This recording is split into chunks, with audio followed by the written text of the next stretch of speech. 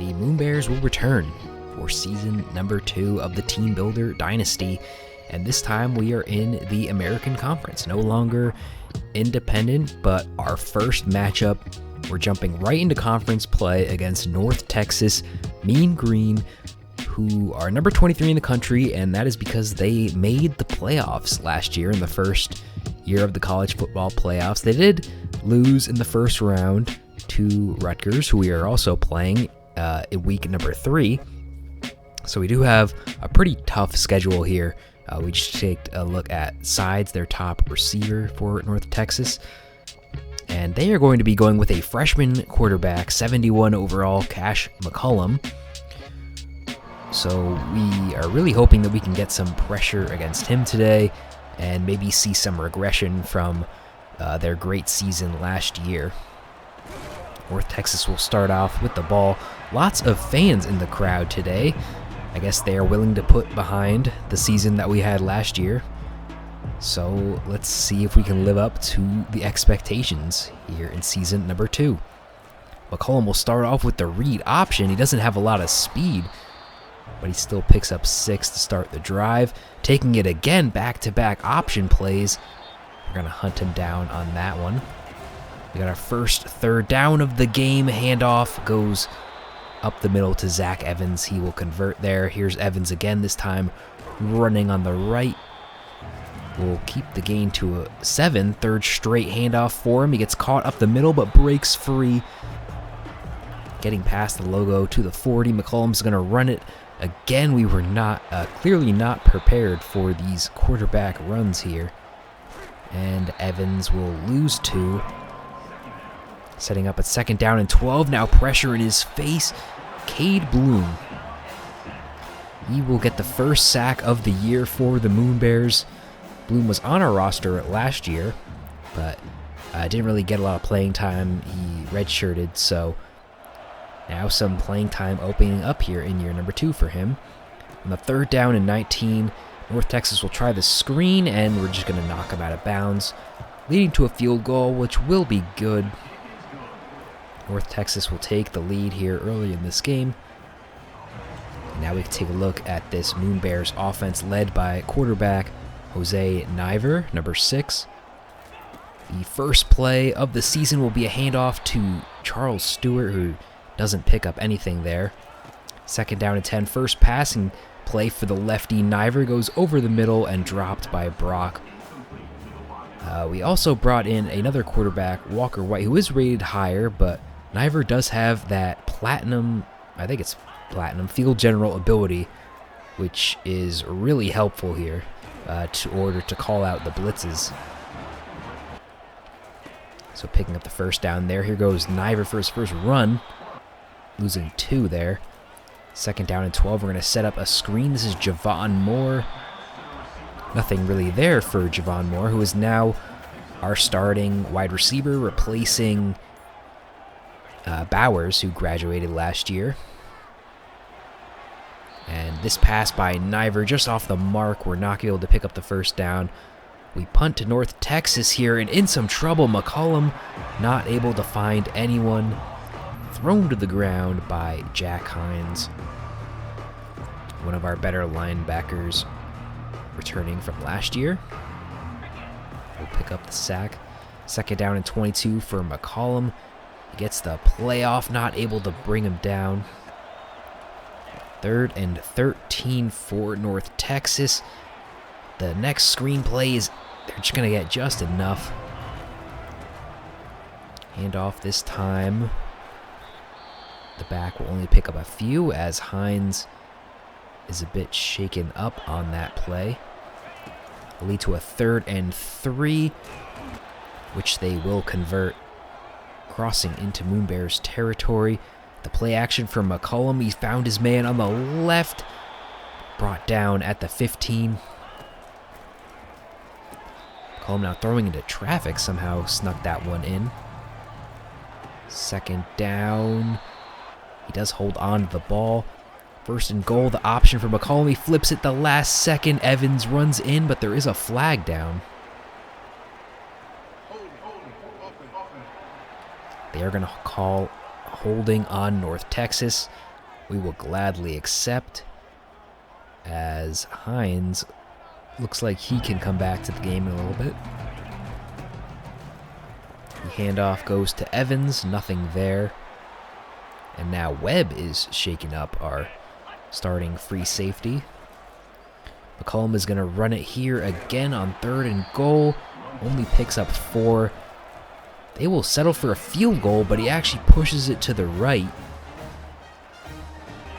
So the score will remain 3-0 here.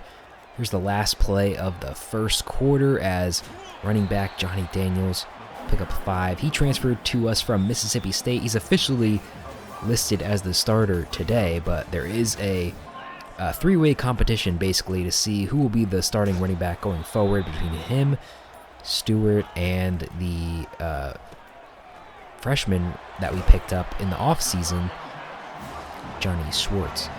But here's our new starting tight end, a true freshman, Ben Daniels, 67 overall. He's more of a blocking tight end, but we really didn't have any other options here as we graduated pretty much our entire tight end room last season. So he's the best that we have. Here goes Daniels running up the middle, so a little confusing with a tight end and a running back both named Daniels, but we'll work it out. Not able to pick up the first down there. As the Moonbears drive will end. Evans has some running room for North Texas. Here he goes again, and that play is immediately blown up. This is Quaylen Hill, our new starting defensive tackle. So he transferred over from FIU. And a lot of these transfers making an impact here early in this game. Although we do give up the long 3rd down conversion. Here goes McCollum running again this time. We do get to McCollum that time. Another long 3rd down. We have to get better at stopping these. He's going to try to scramble. Nothing there. We will get the ball back. Here goes. We try to set up the screen for Moore. That'll be a gain of 9. Another screen. This time it is Luke Turner, but nothing there. They immediately got to him. 3rd down and 3. Moore makes a good cut upfield. Gets us a first down. Now Niver looking to scramble for himself, but he's thrown down at the last second. A 1-yard sack. Long 3rd down with the pressure in his face. He's not able to pick that one up. That'll leave 2 minutes for McCollum and this North Texas team to try to score here before half. He's going to dump it off to his running back and pick up 7. 2nd and 3. He's got a wide open man down the sideline. There's no one even close. Just a broken play by the defense. We'll get the first touchdown of the day. Landon Sides. They got both receivers stacked, and we just completely play it wrong. Sides breaks free, and it's 10-0 North Texas. Niver with 90 seconds left. He's going to scramble. Pick up 9. On 2nd down, he has Harrison. He's going to throw this one to Julio Young, his first catch of the season. He'll get us down to about our own 47. Now Niver's looking to throw this one deep. He's got a step on his man. The ball is perfectly thrown. Touchdown for the Moonbears. It's going to be Charles Stewart, one of the running backs I was talking about. He actually went out there and ran a route, and he completely ran past the defense. And we have not seen any plays like that last season. Let's just hope we can prevent them from doing the same, which was a big problem last year. North Texas putting together a little bit of a drive here. They're just hitting us with these curls, and they just keep converting. We have 40 seconds here. He's got his man over the middle.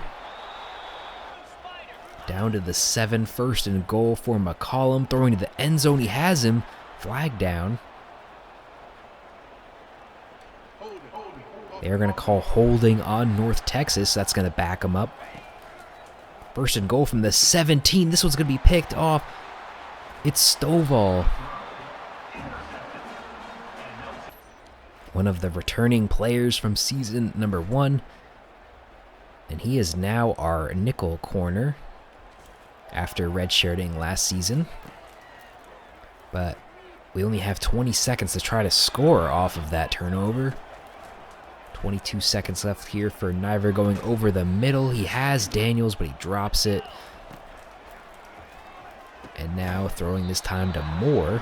That'll give us a few extra yards, but still a long way away from a field goal. We can pick up a lot here with Young. He's going to break free, get us down to the 45.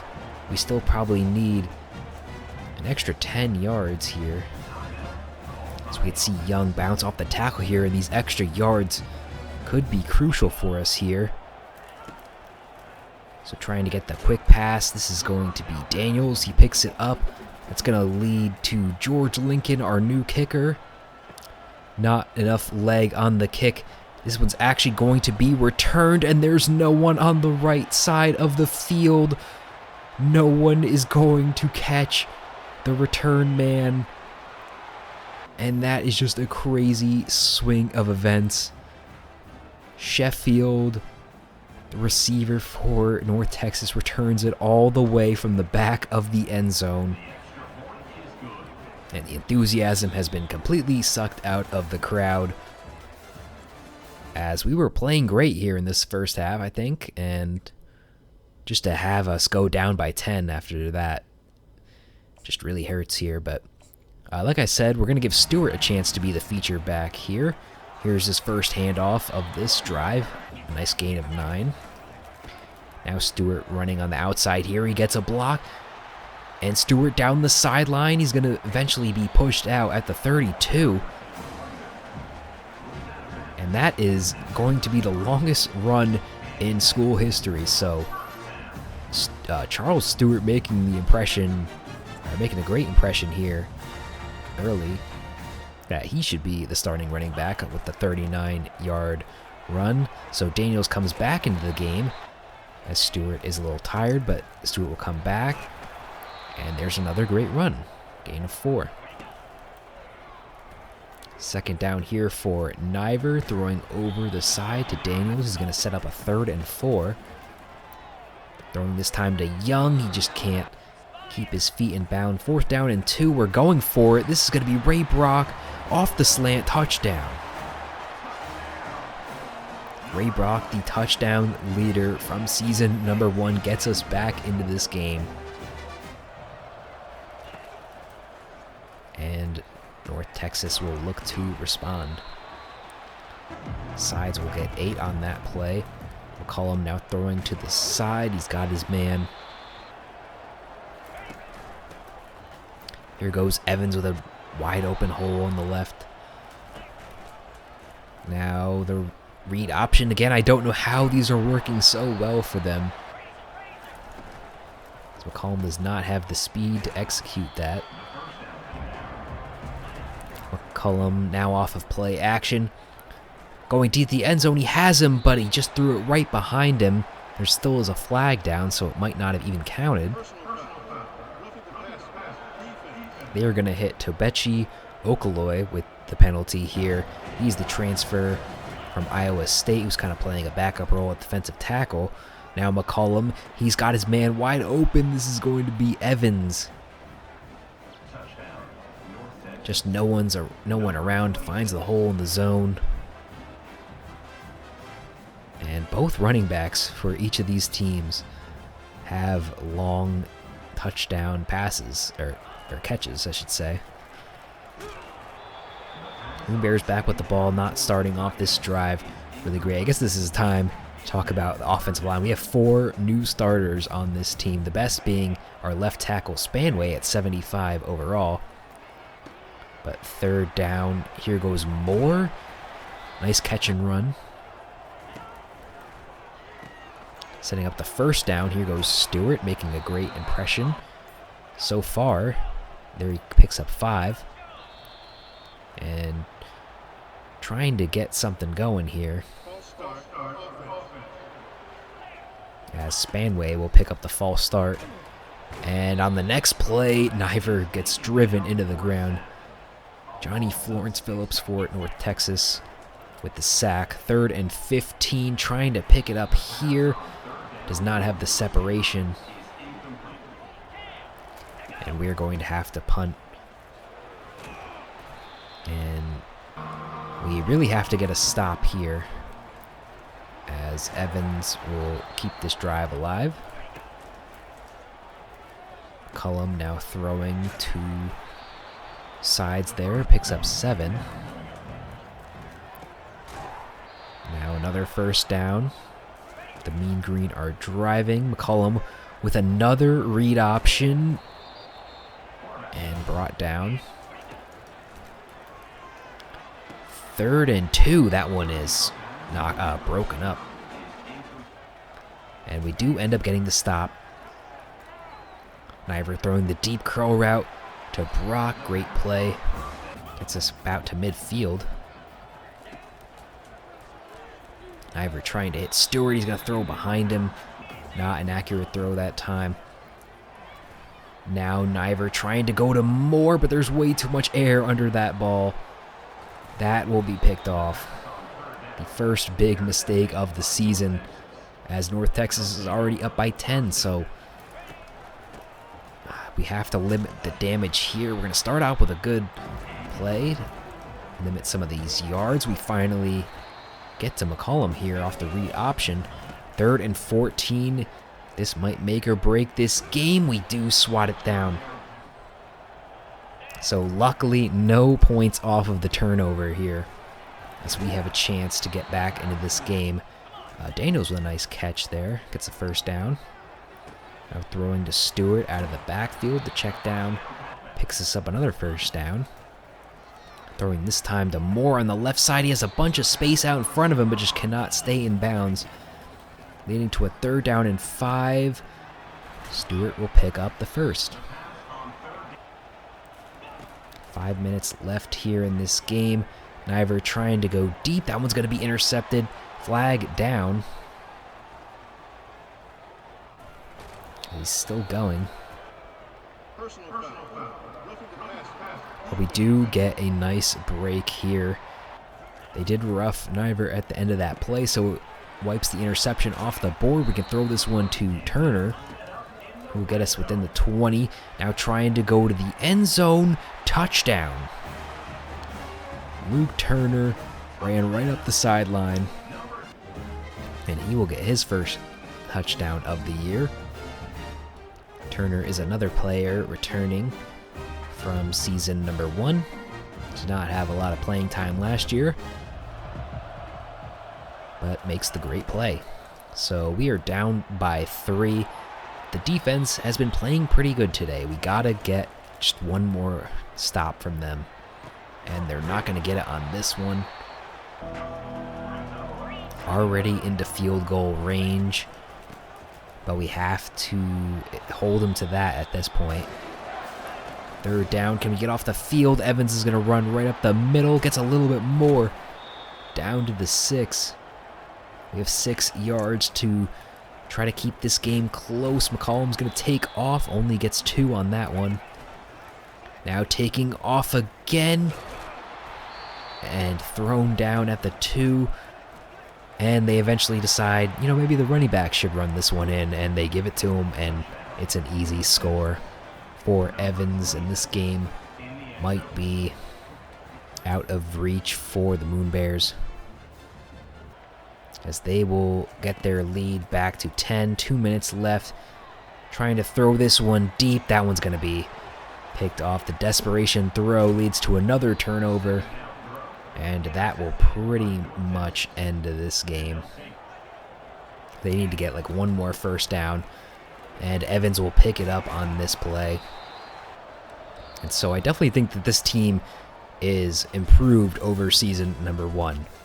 To lose by 10 to a ranked opponent, first of the year, so we're just as the first game of the year, as we're trying to figure out the identity of this team.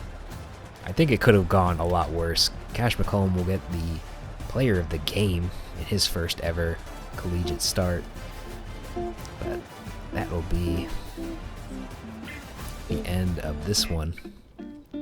Hope you guys have enjoyed week 1 of season number 2 of the Galaxy College Moonbears Dynasty. I will catch you guys in the next episode. Goodbye.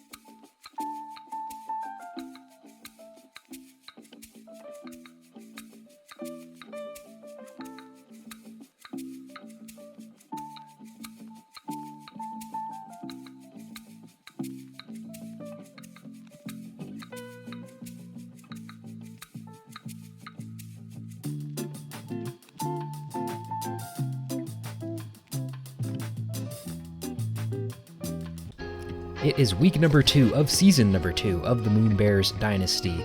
We are coming off of a 10-point loss to number 23 overall ranked North Texas, and that was our introduction to the American Conference. And we have another American opponent today here with the Charlotte 49ers. And let's take a look at their roster. They do have some good players here at the top of their roster, including the best player on their team, Teron Kelman, a running back at 87 overall. And he already has, through 2 games, 237 yards and 2 touchdowns. They have some other players in the mid to high 80s, which we really don't have. But their quarterback is 81 overall, Max Brown, who has thrown 7 touchdowns through only 2 games. So their offense should be pretty good against us. So let's see if we can fare better against a non-ranked opponent. The Moonbears will start with the ball. This is Keyshawn Robinson, the transfer wide receiver, who is currently only really involved in our return game. He doesn't get much there. And Niver will get his second career start as a true freshman. And starting today at running back is Charles Stewart, who we did see in last week's game. And he showed out pretty well, so he's earned the start today. And we will also be seeing Johnny Schwartz later in this game, the freshman running back, as I'm still trying to figure out how the backfield will be. But we are driving here early as Julio Young gets us down to about midfield. Here goes Stewart picking up 4. Niver on second down will throw to Ray Brock. We got a first down into Charlotte territory. And then we'll pick up another 5 here. And now Julio Young will take the jet pass out to the outside. Doesn't quite get the block. We're just inches from first down. We will pick it up here with Stewart. And now Niver, with no one in the backfield, will throw this one over the middle. This is going to be Young. He's been heavily involved in this first drive of the game. Gets us down to the 17. And now Niver throwing to the end zone. There's a flag down. That's one's going to be swatted away.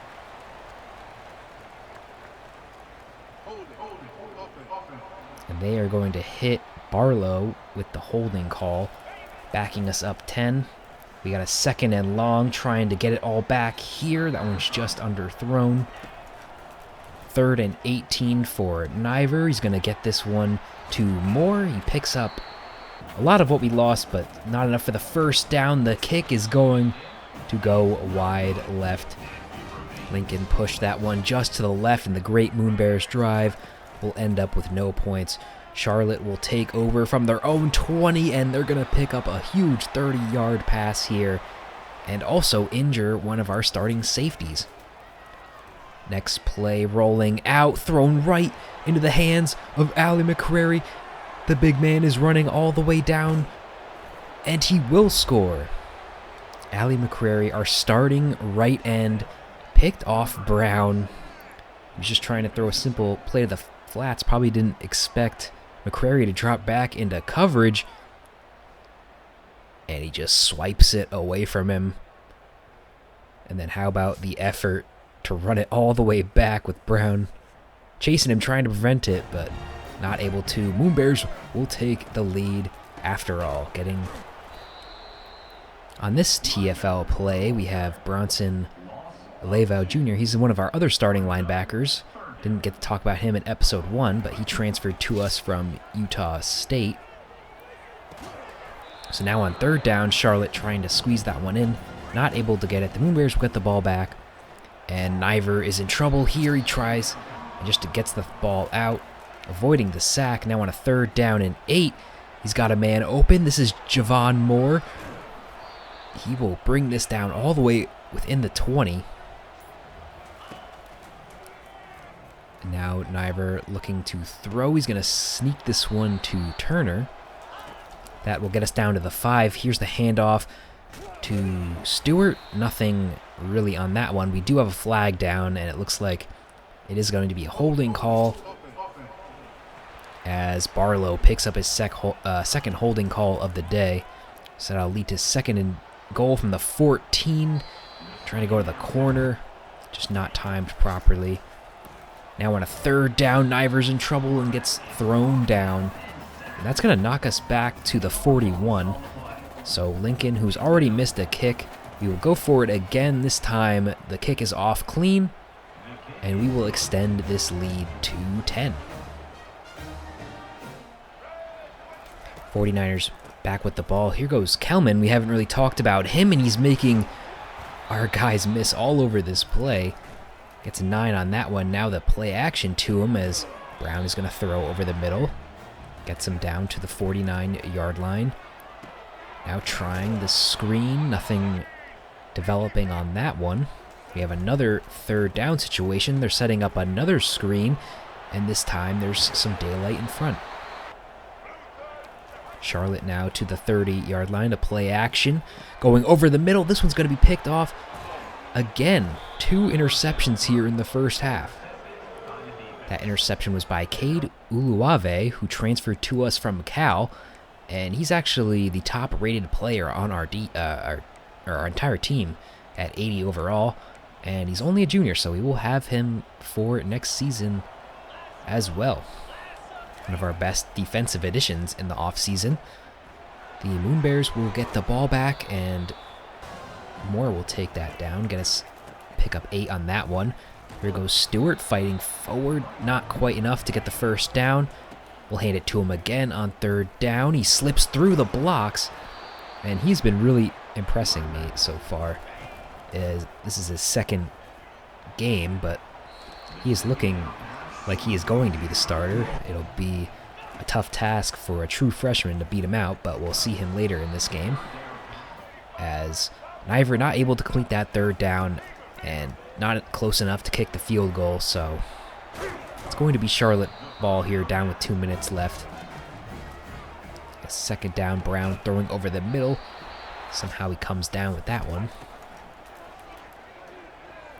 Brown with all day to throw, finds his man near the sideline. That'll get him close to field goal range here. Brown now throwing to the curl route. That's going to get him another first down. Minute left here for Brown. He's able to escape up the middle. He'll pick up 6 after sliding. Now throwing a little bit, and that one could have been picked off again.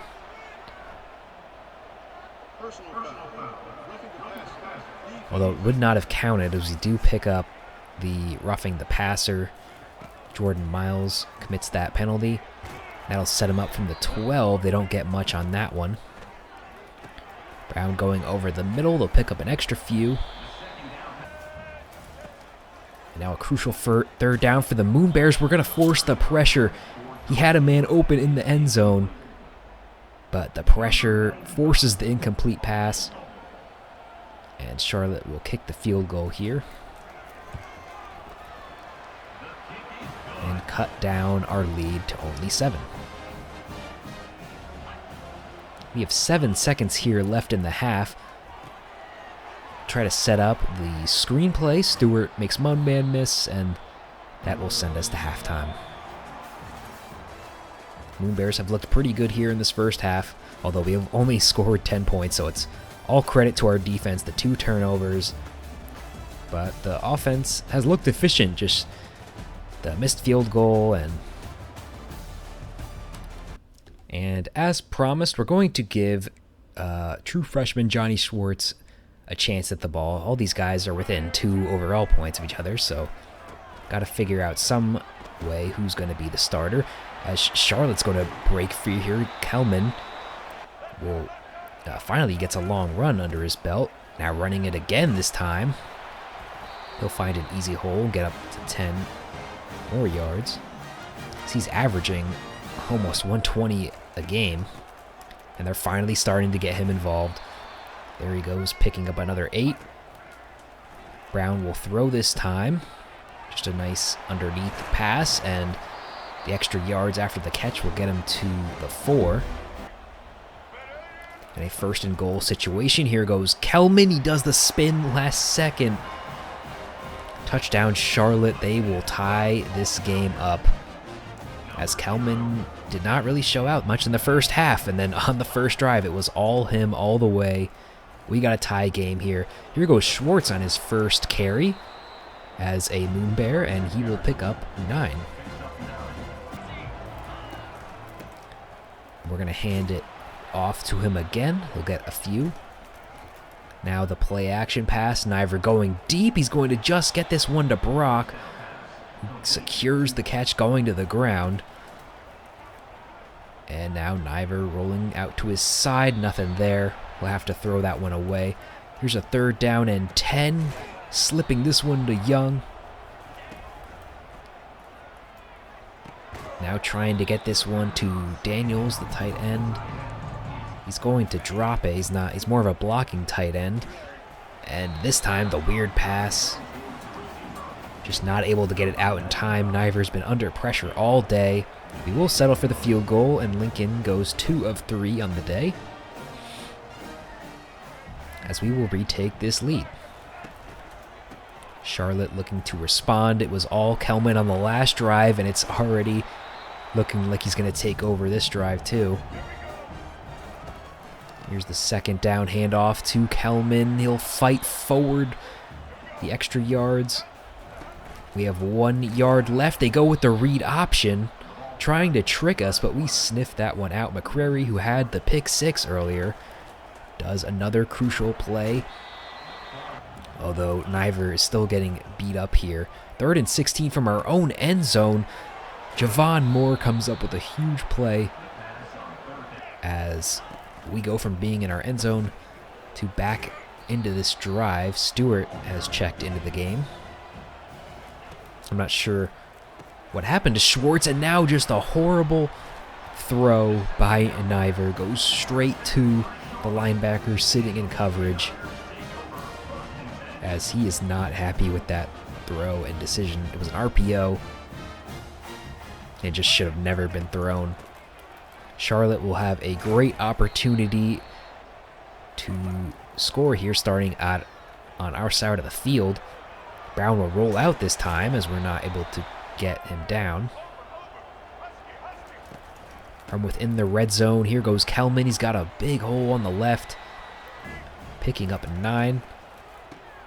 They'll hand off to their backup, and he's got an open lane to the end zone. Touchdown, Charlotte. The huge mistake by Niver led to a touchdown drive by Charlotte. This is Cartavius Norton. And you can see the little icicle logo underneath Niver. So we're going to hand this one off to Young. His outside speed has been working for us pretty well today. Now Niver trying to throw deep. This is Daniels, not able to come down with it. The throw was good, but the catch just could not be completed. It's going to set up a 3rd and long. Niver going deep. He might have Brock, but the corner comes in at the last second, swats it down. We're going to have to punt and put some trust in our defense. The defense has been going pretty good today, but they've kind of been falling apart in the 3rd quarter. But we have to trust them right here. There is a flag down. We are going to knock him back 10 on the holding call. So this is really our chance to get him off the field. 2nd and 17. Brown takes the play action. He's going deep. He has his man. And that is a 1st down, a crucial 1st down. As Kelman, they're going to try to trust him to run out this game clock. He's going to pick up the 1st here and a little bit more. It is 1st and 7. Or 1st and goal from the 7. Kelman can ice the game right here. He's stopped just short. They're going to hand it off to him again. The quick burst of speed and the dive. That will pretty much put the dagger in this one. The Moonbears were looking good all throughout this game, and that interception by Niver basically changed the entire script here. We have 1 minute left, down 11, to try to get something going here. Here is Schwartz. He'll pick up a good gain. And now with only a minute left, trying to go deep for it all, tipped and intercepted. Niver throws his 2nd interception of the day. This one not as bad as the first one, as we were in desperation mode here. but that will ice the game. Derek Edwards.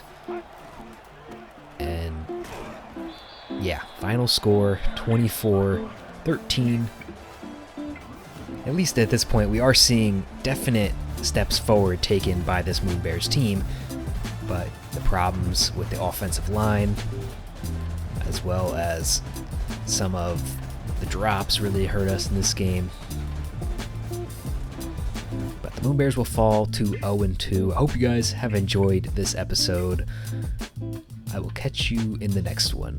Goodbye.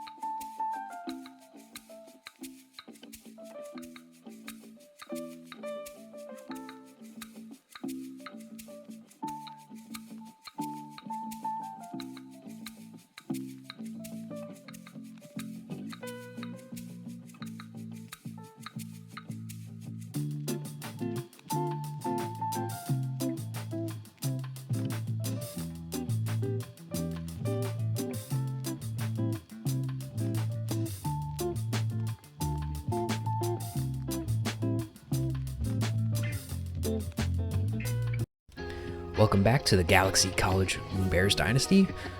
We are in week number 3, so let's take a look at recruiting for the first time this season. We don't have a lot of hours, so we're really splitting it across these top 4 players here. 2 offensive linemen, a cornerback, and a wide receiver, all of which are gems.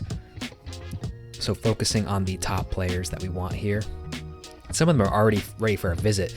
Hollenbach here, the wide receiver, is probably the best of these 4 that I'm most excited about. And with both of our top receivers graduating this year with Brock and Moore, he might even play in year number 1 if we can get him in here.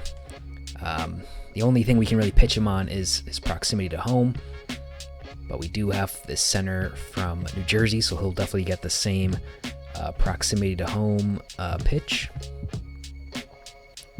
And after simulating the week, going to get our first recruit of the season, 3-star cornerback Noah Truman from Virginia, and then David Demukije. Probably said that name wrong, but he's playing on the offensive line, and he probably won't start away anyway. But those are 2 great additions early on here, and I don't think we got any recruits of that caliber at this point last season. So we are facing Rutgers here, our in-state rivalry, and this is actually the second team in 3 weeks that had made the tournament last year in the first ever college football playoff. So we have a pretty tough challenge here. This is going to be even tougher than North Texas that we faced in week number 1. They have a lot of good defenders, especially in the secondary here, and quarterbacking this team is a Johnny Shepard, 78 overall, 3-star. But he has made some mistakes here, throwing 5 picks in 2 of his games. So let's see what we can do facing our first Power 4 opponent of the season. So Rutgers won the toss. We'll start off with the ball. The first play is a handoff to Charles Stewart, who is now officially the starter for the Moonbears. And he got the start last week, and he's looked impressive in both games. So Swartz and Daniels will just play more of a backup role this season going forward. But early on here, we've already got a flag. And holding has been an issue, specifically for Barlow here. That's like his 3rd call in the last 2 weeks. And we have another flag here, but this one looks like they're calling it against the defense. So they did rough Niver there on defense. So that'll set us up here at the 27-yard line. Stewart will run left, and he'll pick up 5. Now Niver looking to throw. That one goes into traffic. He somehow gets it to his man, Ray Brock, and that will get us a fresh set of downs. Now Niver trying to fit this one on the sideline. Javon Moore will pick up 7. Now the jet touch pass goes to Julio Young. It doesn't get anything, but there is another flag here. Lots of flags on this opening drive, and it's another holding call, this time to Spanway. That's going to set us up in a 2nd and 13, and Niver is thrown down, making this even more, a little bit of beef after that play. 3rd and forever. Niver will just try to go to the end zone, and Young did not have the step there. That one's going to be swatted down, setting up a pretty long field goal here. Lincoln missed one last week, but he nails this one, 43 yards. The Moonbears start off with the lead. Now we can get a first look at this Rutgers offense. They'll pick up 4 on that one. Now on a 3rd down play, Shepard tries to go deep, and that one's swatted down by Uluave. So we force a quick 3 and out. The punt will be returned by Robinson. He's going to cut to the outside. He's got a lot of space in front of him. No one is going to catch Keyshawn Robinson. Touchdown, Moonbears. These special teams coming in clutch here. We know this is going to be a tough matchup for us, so a play like that early on can really help us out here. And Robinson did transfer to us to get more playing time, so we'll have to see if going forward he can get in on more of the rotation of the wide receivers. But Rutgers will now get the ball back. Benjamin picks up 5 there. They're going to hand it off to him again. He doesn't quite get the block that he wanted. That's going to set up another 3rd down for Rutgers. They're going to easily pick it up here on this play. And now they're going to try the sweep play of their own. They'll get 5. Play action for Shepard. Looking to the side, finds his man, but right out of bounds. 3rd and 1. Handoff goes to Benjamin. He's going to pick it up. First down from their own 41. Benjamin has a huge hole up the middle, and they're going to mark him just short. Trying to pick up that last yard. Benjamin's going to fight forward and cross the midfield line. Here he goes again. We are not seemingly able to stop him on this drive. Bringing some linebackers in the middle, but they're just going to run it to the outside. And that will get him into 1st and goal. Man in motion for Rutgers. Shepard's going to throw right over the middle. There's no one around him. Touchdown, Scarlet Knights.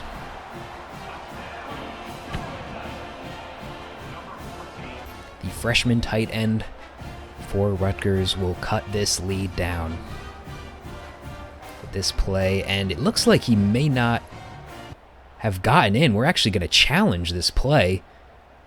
That foot did not look like, yeah, he catches it and the foot is right out of bounds. So we do win the challenge, but they still have the ball here. Benjamin making some good cuts. Gets down to the 1. They're going to actually try to throw it here on 3rd down and 1. Shepard's going to escape the pocket and dive in. They do end up scoring after all. And we almost had him here. You could see McCrary just could not break off the tackle in time, and he was able to dive right in. We are going to get the ball back. Here goes Stewart. Some nice speed to the outside. That's going to set us up with a 3rd down and 4. Niver waiting in the pocket. Just waits a little too long to take off. He probably could have ran that one. But the Moonbears drive will stop after just a 3 and out. Rutgers looking now to take the lead. They'll start off with a gain of 7. We do get him to a 3rd down and 3, and Benjamin is stuffed. That is Quincy Reed, the safety, coming down into the box to stop that drive. We force the punt. And Niver just able to get this one out. Stewart makes a cut and shows why he deserves to be the starter. Now Niver's going to take it for himself off the read option, but they completely sniffed that one out. 2nd down and 13. Niver's going to go for it all. He has a man open, but it's just thrown out of bounds. So now a 3rd down and 13. Stewart was probably not going to be able to pick that one up, but he misses another play. And on the next play, our punter gets completely destroyed. And even after the update, this penalty just still happens too much, so I think I changed that after this game. So now the Moonbears with under 2 minutes left in this half. Niver's hit as he throws, and the ball lands right in the lap of one of the Rutgers defenders. Right, Niver gets right up in his face.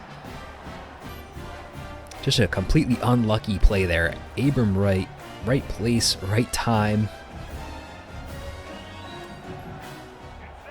And he is able to give Rutgers the chance to take the lead before half.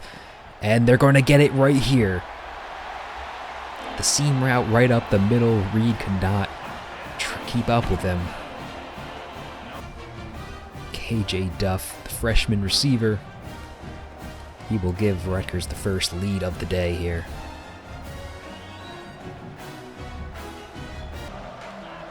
We still have a minute and a half left in this half.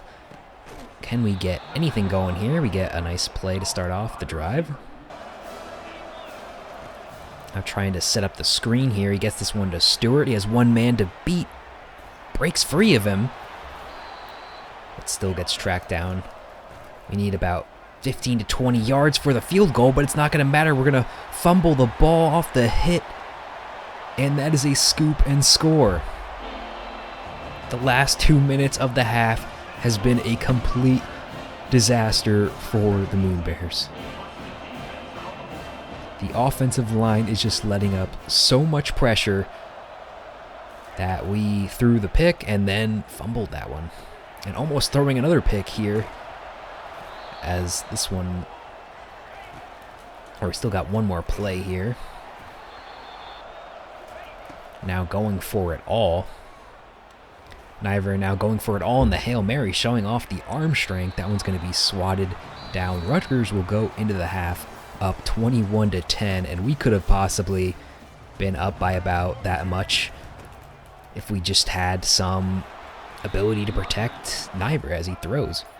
So Rutgers will start with the ball in the second half. They get a great play here, getting them down to the 40.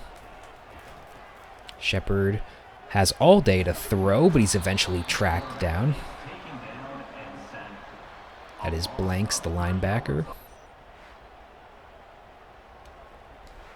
He was able to just read what Shepard was doing, tracked him down, great play. That sets up a 3rd down and 9. We get some pressure to Shepard, but he gets the ball off, and they end up converting. Shepard's now going to run with the ball. He hasn't really done that at all, but he picks up an easy 10 right there. Now handing this one off. That'll get him down to about the 25. Shepard now throwing with a bit of a dangerous pass. Down to the 13. Benjamin is back into the game. This is setting up for a 3rd down and 5. He finds his man, and he could have easily scored on that one, just stepped out right before it. 1st and goal, Benjamin, we stuffed him. Quaylen Hill comes in with that play. Let's back it up to 5. Benjamin stopped again, setting up a 3rd and 4. Can the Moonbears stop him here? Shepard's just going to roll out and score. And this game is getting out of hand at this point.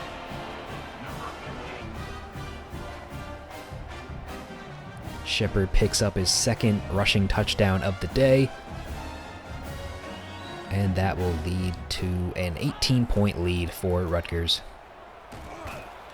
And the Moonbears have to feel like this is coming up on crunch time here. We got a 3rd down and 7.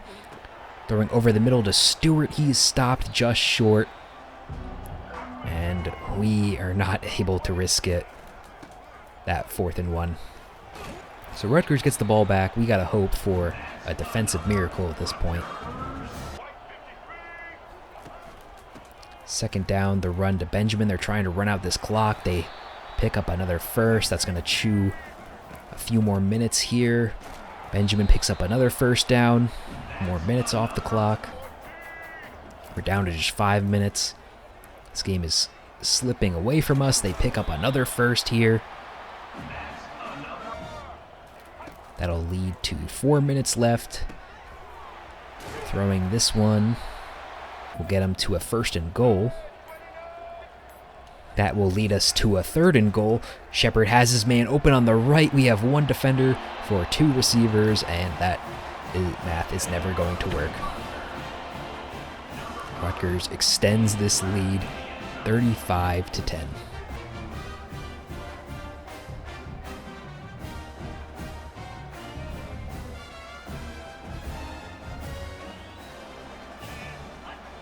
A minute 30 left in this game.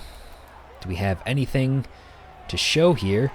We get this nice play to Stewart. One of the longest passes in school history comes in complete garbage time going to our running back. Stewart also had that long pass in the first game of the season. Now 1st and goal. Brock will come down with it. He gets the garbage time touchdown here.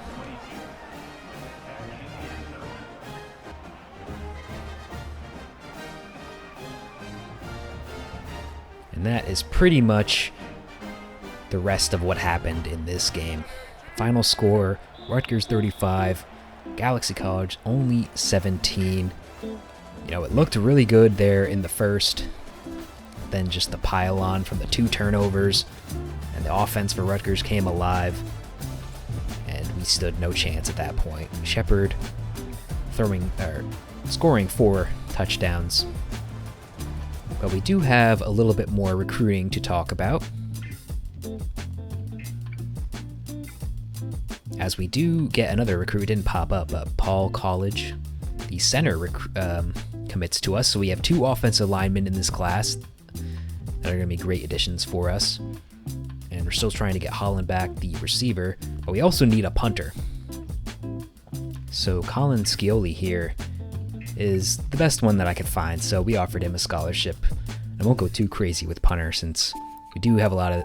But here's some of the additions that I made after we got some of those commits. We do free up some points, so we have a tight end, an athlete, and a defensive tackle, and then this guard here, Clemens, just throwing some of the last points onto him.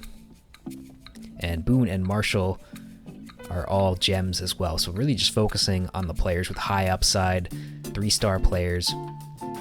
And the rest of this video is just the stats from today's game, but I hope you guys have enjoyed this episode. I'll catch you guys in the next one. Goodbye.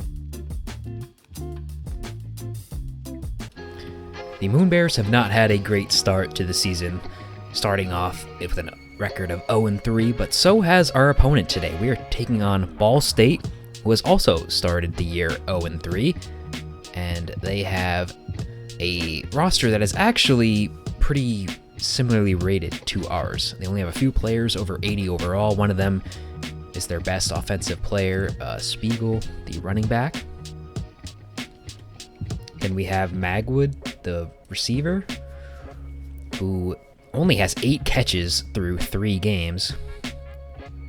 And then starting at quarterback is sophomore Caden Simonza, who only has 2 touchdowns through 3 games. So it seems like their offense is really struggling this year, and let's see if we can take advantage of that as they will start with the ball.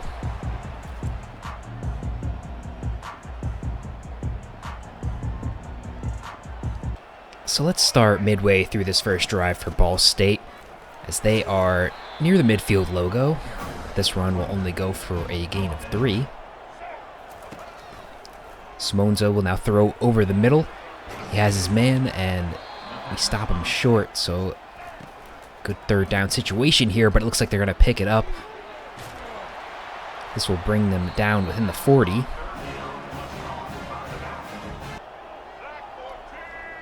And this time, the run up the middle will easily get them the first and a little bit more. Down to the 21.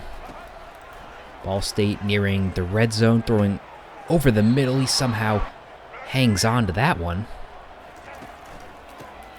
That'll get him down to the 10. The run outside. He's going to be tracked down by Uluave. Still 4 yards left to go, and he's going to power forward for the touchdown. This is their starting running back, Spiegel. And Ball State starts off the day with a long drive, and they punch it in with this play. So now the Moonbears will get their first chance. Here is the screen to Moore, and he's got a lot of daylight running up the left side, a gain of 23. A nice chunk to see here. Now trying to get the play off, but there was motion on that play, so false start's going to wipe away some of those yards off the big gain. Now 2nd and 15. Niver steps back, and he has his man on the side, Turner. That is going to set up a brutal 3rd and 15 for Niver. He's going to try to step up and run. He maybe had Brock over the middle, but I don't think we were going to get the first on that one anyway. So we have to punt, and Walsh is hit. We do get the running into the kicker, which I thought I changed last week, but I think I do after this game, the roughing the kicker penalty.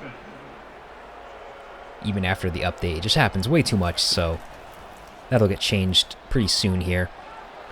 That'll keep our drive alive at least, and Niver will scramble for the first down here.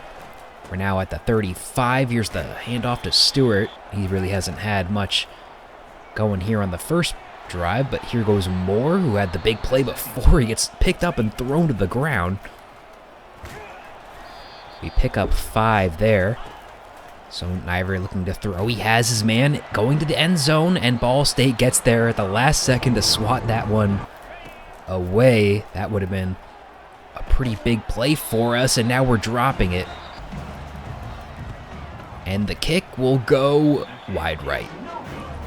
So even though we put together another impressive drive here, it doesn't matter. We come away with nothing. What's new? So we're already in the second quarter, and Ball State is on their second drive. We're going to actually get a stop here, force a quick 3 and out. And the Moonbears will take over with another chance at redemption. We pick up 4 that time. Now the play action for Niver. No one's open. Just dump this one off. 3rd down, we're going to hand this one off to Stewart. He easily gets the first down, and Moore makes the safety fall. We're down to the 15. Great run that time.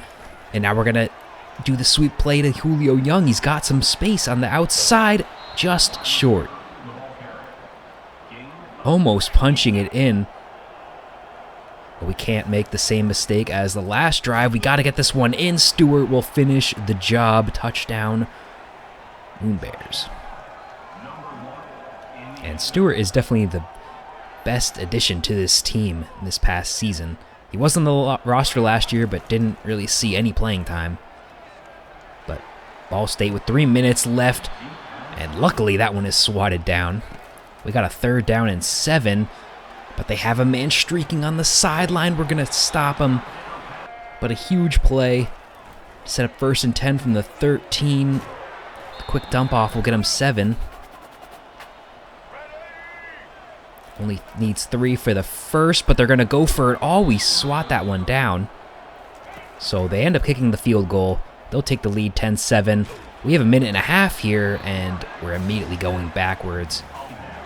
Gardner with the sack. All right, we're going to pass this one off.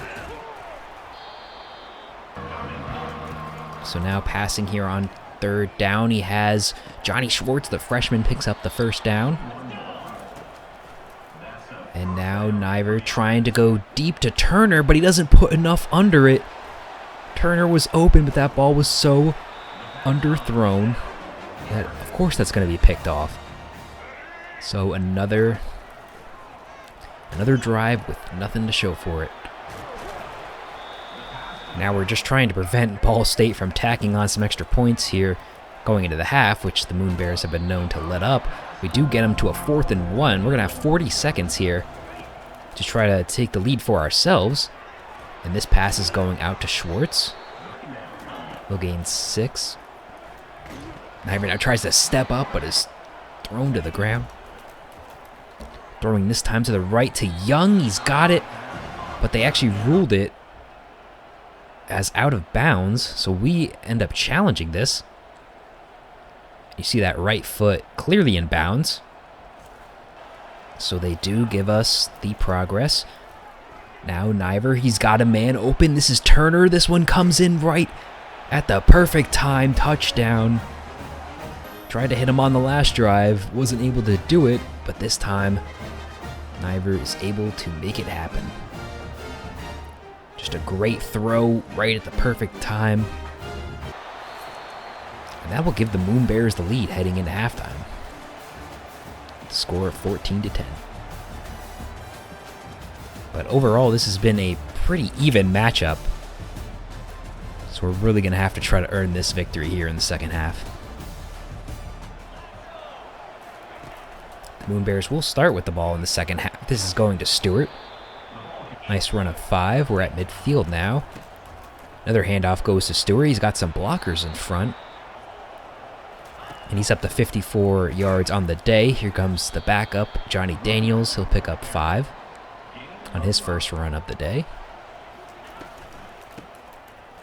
And now handing it back to Schwartz here this time, but we're going to get the holding call. We've had problems with this all year with this young offensive line. The freshman Spanway is hit with that one. The 2nd and 15, Niver not really able to do anything on that play. 3rd and 19, just going for it all. Brock is not able to create any separation. And we have to punt after that. Mendoza will throw here, get to the 50. And one of our starting linebackers, Jack Hines, gets injured on that play. So now the 2nd down, we got good coverage on that play. And Hines is actually eligible to come back. So just a minor elbow injury for Hines. We're going to put him back in the game, but for some reason, it changed his jersey. So if you see that black jersey, it's like a default jersey. I don't know what happened, but he keeps that on for the rest of the game, so I don't know. His elbow injury required him to change his entire jersey. But we're now back on offense. We're going to flip this one to Moore. That play was completely blown up. We lost 6 on that, and Moore is actually took a huge hit on that play, so he's kind of affected by that one. And now our pass goes straight into our own offensive line. That drive, we'll definitely want that one back. As we're actually going to force the fumble on the punt. Jordan Foster came in and knocked it loose. We get another big bailout here. And we're not able to do anything on that play. So we've got a 3rd and 11. Niver now going over the middle. He finds Brock. That'll get us inside the 15. Trying to hit Turner this time. He drops it. 3rd down and 8. And now Niver loses the football. Back-to-back drives for both teams end with a fumble recovered by the defense. And the pressure that our young QB has had to face all season long is really starting to affect our ability to sustain drives. So Ball State, they've got a bit of a drive going here from the 25. They're going to run it. nice run, picking up the first on that one. They're going to go back to the run game on second down. They'll pick up 4 off of that one. Big opportunity for the Moonbears defense to get off the field, and we're going to come up big. This is Tobechi Okali, who is one of our transfers, coming to us as a grad transfer. So his only season for us. Makes the big play. We're going to force the field goal so they can't take the lead. And it'll be a 1-point game. So with under 6 minutes left, this drive is crucial for us if we're going to try to pick up our first win here today. We're quickly into a 3rd and 7 situation, and nothing is open on that play. We completely stall out. And now Ball State has every opportunity to win here. We do force a 3rd and 4. Huge play for us here. He's going to catch it. Hold on. That'll extend this. Still not over, though. We got 2 minutes left. He's going to find his man over the middle. That'll give us give him another first and stop the clock. They're going to pick up another first on that run. And now they are well within field goal range. We have to stop him here. A first down will pretty much end this game. So we are going to have some time left to try to win this. But they have a very easy field goal. The kick is up and good. And now we have to do the same. 1 minute for Niver. Can we get it done? Trying to float this one to Turner. We got it to him. But he just can't hold on. You got to hold on to that one. A 3rd down and now miscommunication. Brock did not turn around at the right time. 4th down for Niver. Going over the middle. We do pick it up. Daniels, the tight end, keeps this game alive. Now the 1st down. Trying to go for it deep, but another underthrown ball. That's just not where that ball needed to go, and Ball State will end it there. They can knee out the clock. The Moonbears will not pick up their first win. Ball State will get their first win. Final score 14-16. And even in week number 4, it is already feeling like this season is pretty much coming to an end at this point. We still got 8 games left to play, but that's kind of what it feels like right now.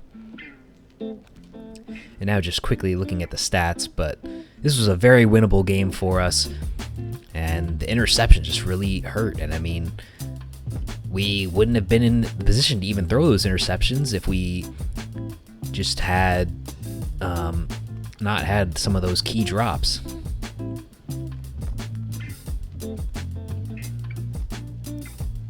So Niver only went 14 of 32 for passing. Stewart continues to impress on the run game, so probably going to have to lean on that more as the season goes on. Turner had the touchdown, but 3 drops, and that really hurt us.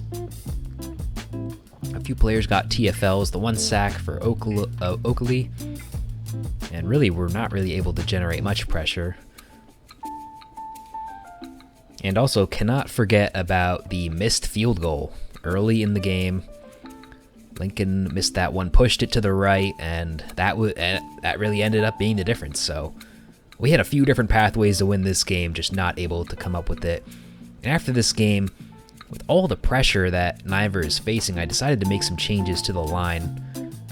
Just elevating some guys that are better pass blockers. So Crowder is not the best overall on our team at 69 overall, but he has 82 pass blocks, so hopefully that'll help. And then I had some points to spend, so I came into the tactician tree and gave our running backs a little bit of a pass block and also a run block boost. So now we can talk about recruiting. Hollenbach did commit to us, so that's going to be should be a great receiver for us next year. And trying to find some more offensive linemen to go after. I added a ton of O linemen to the board, and Muma here was the most impressive. 3-star gem, already has a lot of pass blocking ratings in the mid-70s and even 80s. It says his run block is 56, but so really a good pass protector, but looks like he's going to be need a few seasons to get his run blocking up. He might even start next year. I don't know. We'll just have to see with what happens. So I do end up simulating the week. Just kind of want to get a little quicker through this season 2. We played against Florida International. We lost 31 to 27. It looks like we were attempting a bit of a comeback in the fourth quarter, but not able to get it done here. So that'll extend our losing streak on the season to 5. And it looks like they played pretty flawlessly on offense. Looks like they didn't really turn the ball over. 2 touchdowns for Dean Patterson in this one.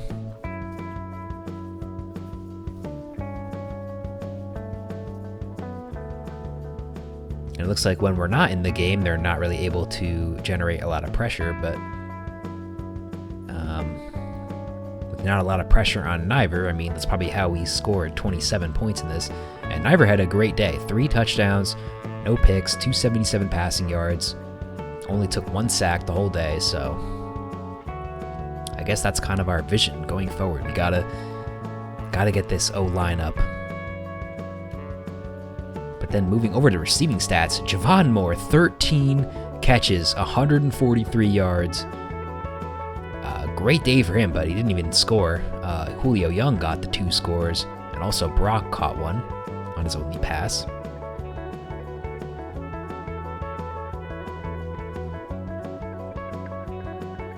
And then defensively, Uluave and Miles had the TFLs, no sacks for us, no picks, no fumbles, really not a lot to write home from the defense in that game. Now we got some players ready for visit. Enrique Souza, a 3-star gem safety, so really excited to get him in here. We really don't have much to pitch him on, so we pitch him on the program edition. And then a 3-star gem tight end, another player that could probably play early next year. Get him alongside Daniels. All we can really pitch him on is the conference prestige, and a lot of our grades are in the tank. We got D's and C's all across the board. But just some other minor changes here at the end. We take Houston off the red shirt. Mostly just making sure that if we have backup linemen come into the game, that they're a little bit higher overall. And then there's some other little changes that I made on the screen, but that pretty much ends it for today's episode. Hope you guys enjoyed, and I will catch you in the next one. Goodbye.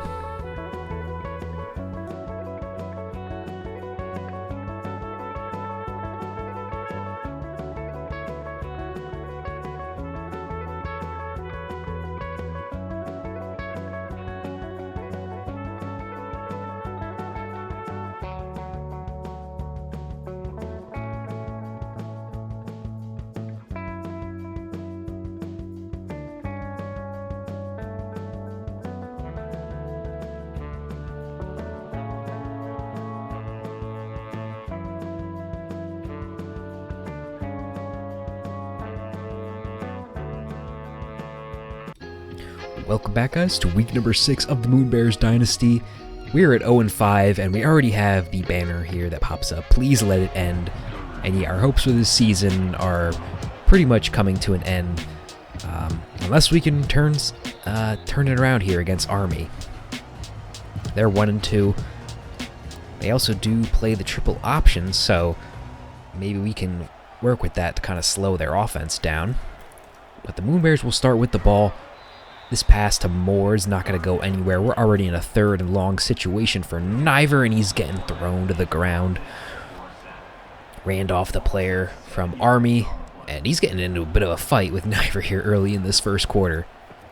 So Army will get that ball, and we immediately stuff out their option attack here. Now pitching it outside. This running back's not going to get anything. They're in a 3rd and 18. So forced to throw, he finds his man on the outside, Joshua Wood. Let's go later onto this drive. They're at the 25. They pick up the first down on that run. Now from the 22, handing it off. Nice run that time by Udo. We'll get him down to the 11. Handing it off. Here goes Udo again, down to the 4. 2nd and 2, basically from the goal line, diving in. Army will strike first. Kroom, the freshman fullback, showing that the position is still not dead here in college football. Now back to the Moonbears drive. Niver will throw over to the side, trying to hit Moore, but that play was never going to work. And just like that, Army will lead 14-0. The CPU just does not know how to time this curl route, and they pick it off pretty much every time.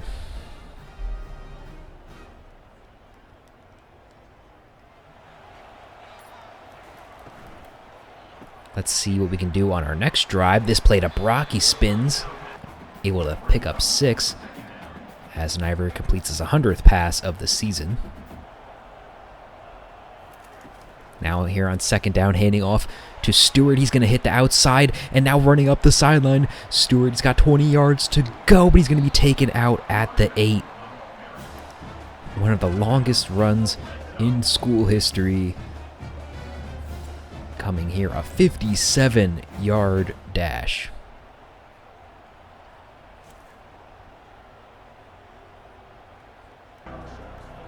So now from the goal line, can we punch it in? Niver doesn't see anything. He steps to the side. He's going to find Moore in the back of the end zone. A great play by Niver for the patience, and then the throw on the run. Finds his man. It's 14-7. Army handing it off. They're not going to get anything on that one. We blow that play up. They're at a 3rd down. Now with the pass, we force the 3 and out. So now we have a chance to tie up this game. The handoff goes to Julio Young. He's going to hit the outside. And nice run, but I think they're going to get us for holding. That penalty is on Isaiah Crowder, who this is his 2nd game as a starter, trying to beef up our pass protection. And it doesn't get beefed up here as we take the sack, leading to a 3rd and 25. Niver has to push the ball deep. He's just going to settle for the dump off. And we will punt. Army now from the 20. They'll get 8 here to Udo. We got him to a 3rd down here. He's going to take off, and coming down from the safety, that's Quincy Reed. He makes a huge play to stop the Army drive. Now here we are with 4 minutes left in the half. Down at the middle, we're not able to pick that one up. The computer ends up punting. I mean, I think we should have gone for it, but now Army with the catch and run.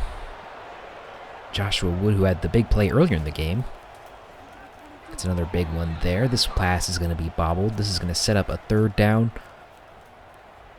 Army with no one open, just chucked out of bounds. We do end up stopping them. So now we have a minute left to try to do something here. This one goes to Young. He breaks free, but then takes a huge hit at the end of that one.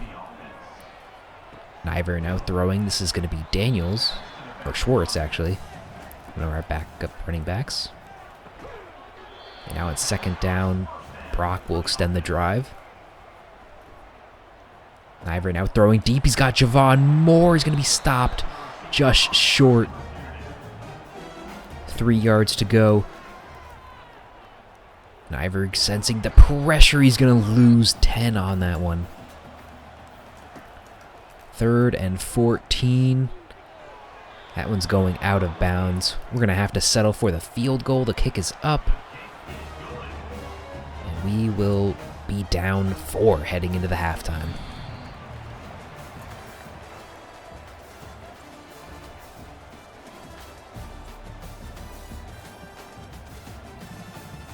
So far, it's been a pretty balanced game. 5.8 average for Army, 5.7 for us, about the same time of possession. We do have a competitive game here, as Army's going to start by going backwards. On a third down, we get to the backfield. Jack Hines, the junior linebacker, will come up big for us on this play.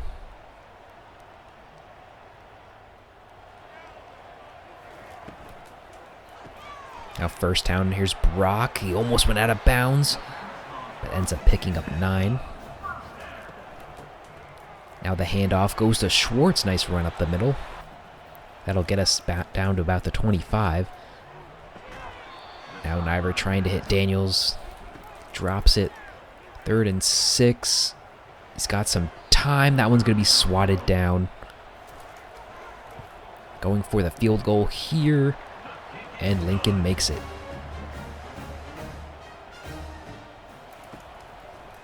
So now just a 1-point game. As Army has been really struggling offensively.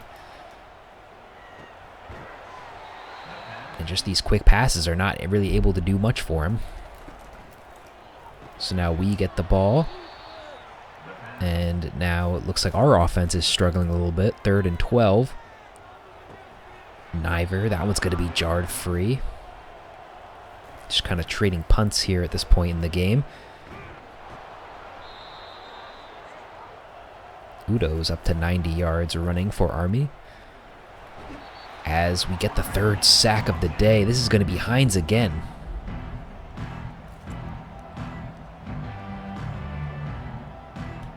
So 2nd and 27 from midfield. They're going to go with the option play. We're not able to get him. But he'll pick up a good chunk there. That'll set up a 3rd and manageable at least. And they hand it off and we're able to stop them.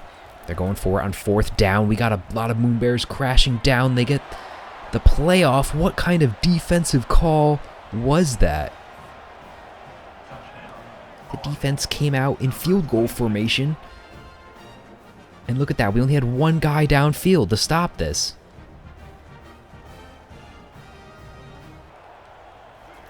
The busted play leads to 6. Can we at least stop the 2-point? We will at least do that. Keeping it a 7-point game. The missed 2-point will be huge for us. As we're not going to start this drive off great. Niver gets thrown down. 3rd and 16. The quick pass goes to Young. He's got some blocks. He makes one man miss. And coming up clutch is Julio Young with the gain of 20. Now Niver throwing to the side. This is picked off. But he's forced out of bounds. What a terrible time for the pick. As we're just under 2 minutes left to play. We can't let them get a first down here. We're doing good so far. 3rd and 12. They're just going to settle for the handoff. And oh man, that was a little bit scary, but Moonbears get another chance. 90 seconds left. More. That was Daniels, actually. Getting us down to the 45. Now another huge play over the middle. This is Schwartz. 2nd down from the 29. Niver will throw deep on the left side. Brock, he has to go out of bounds. 1st down from the 5. The handoff will go to Stewart. He's making him look silly out here. Charles Stewart with the impressive run. And that's going to lead to us being able to tie this game.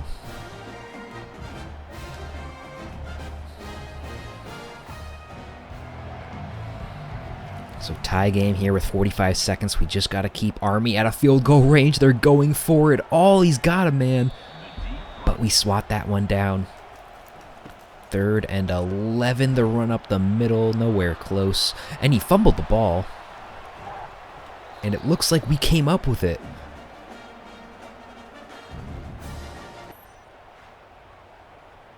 Uluwave forced it. And it looks like Blanks recovered it.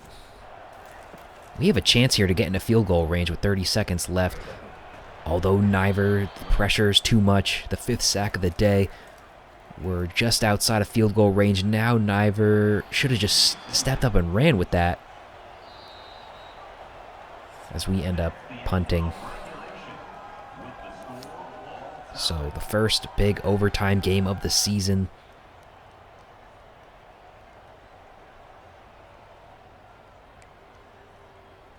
We win the toss. So we will start on defense.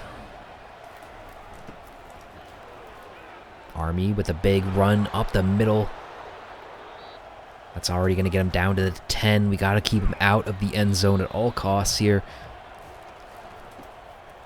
2nd and 5. They only get 2. 3rd down. They're trying to throw for it. Going to the end zone. Swatted away. Although, who is the flag on? They're going to call holding against Army. So we will just take the field goal shot here. 4th down and 3. The kick for Army is no good. This is going to give the Moonbears the best chance at winning the game so far this year. We just got to keep the ball in our possession. Schwartz is going to run for this one, get us down to the 11. Let's try to keep this kick centered, as Stewart will get us down. Here's a 3rd down. Trying to end the game right here. That was a risky decision. But now it's all in on the leg of Lincoln. It's good. George Lincoln will win us our first game of the season. And it was a tough one. 23-20. Our first overtime win in school history. Charles Stewart, almost 100 yards on the ground. He will get the game ball today. And we can rest easy, know that we will not go winless the entire season. So I hope you guys have enjoyed today's episode. I will catch you guys in the next one. Goodbye.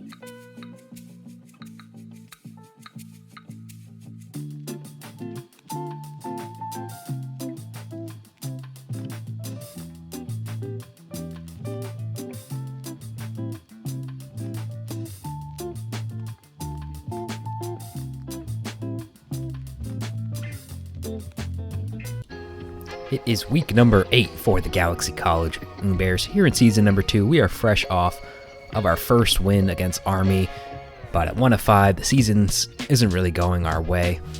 So let's start today's episode by talking about some recruiting, and we have some prospects ready to visit. One I'm excited about is athlete Andy Marshall, who is probably going to be a running back for us, and he's a 3-star gem. And he probably won't play in year number 1, but with that good development, he should be pretty good for us after a couple of years. And then we also have a 3-star right tackle who is listed as a bust, but after what has been going on in these games, I'm just getting any offensive lineman prospects that I can really get, trying to really beef up that position for year number 2. We're only graduating a couple of seniors at O-line, but I'm thinking I really want like 5 or 6 guys in this recruiting class. So that'll wrap up the recruiting. We got our first game here against Tulsa. This will be a doubleheader episode, and we are going to jump straight into the game. We're going to start off with the ball. Robinson's going to return this one out to about the 30.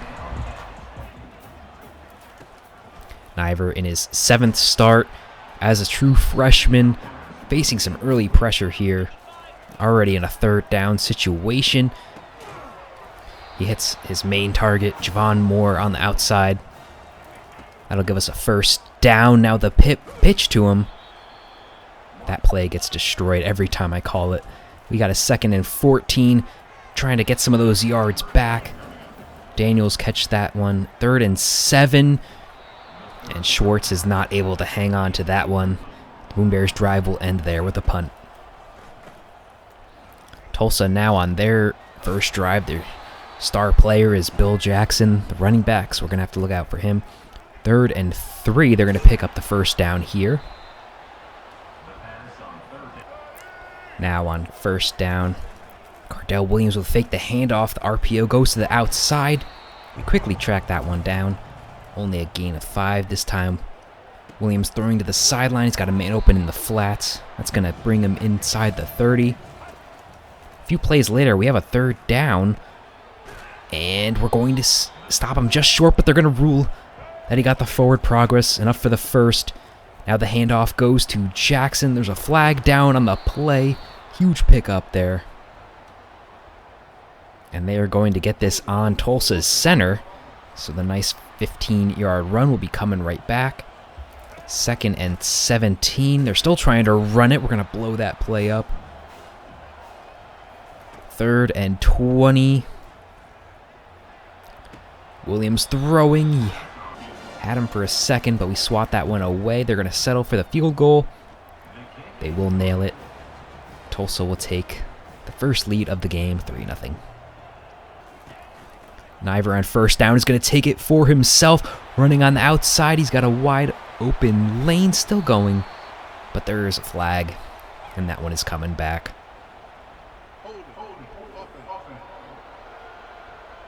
So both teams getting killed by the holding calls. Now we're in a 1st and 20. We're going to get a little bit back here. We actually got 9 on that play. It's Ben Daniels.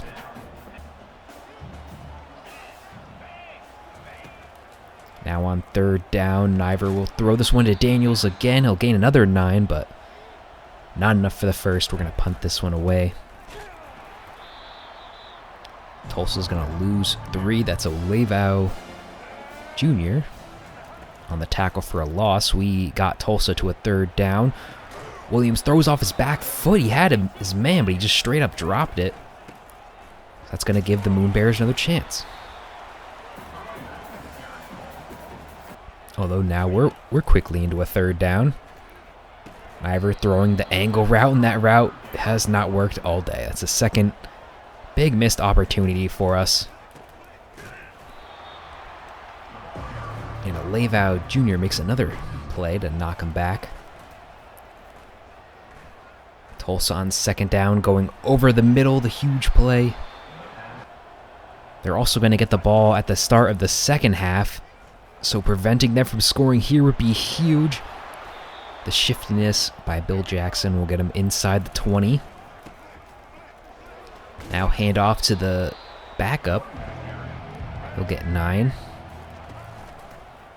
2nd and 1 from the 8. Williams will at least pick up the first on that one. Now Williams, he's looking for the corner, and he's got it.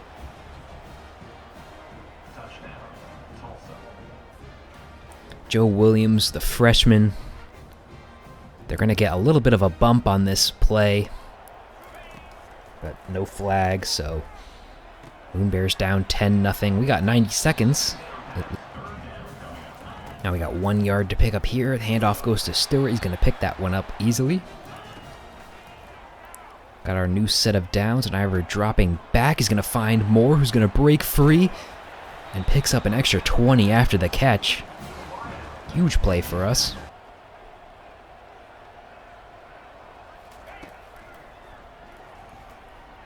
As now Niver doesn't find anyone open. He's going down. That'll make us burn a timeout. 3rd and 16, trying to pick it all back up. And Young looked like he had it. We are going to throw the challenge flag. Let's see. He's got it. Left foot inbound. That is a catch. They'll give us the progress. But a few plays later, we're already in a 3rd down. And the pressure by Tulsa. Too much for us to handle. We're going to settle for the field goal. It's a 47-yarder, and it's going to bounce in. Lincoln's longest kick of the year will get us on the board. 20 seconds left. Can we prevent the big play? And here it comes.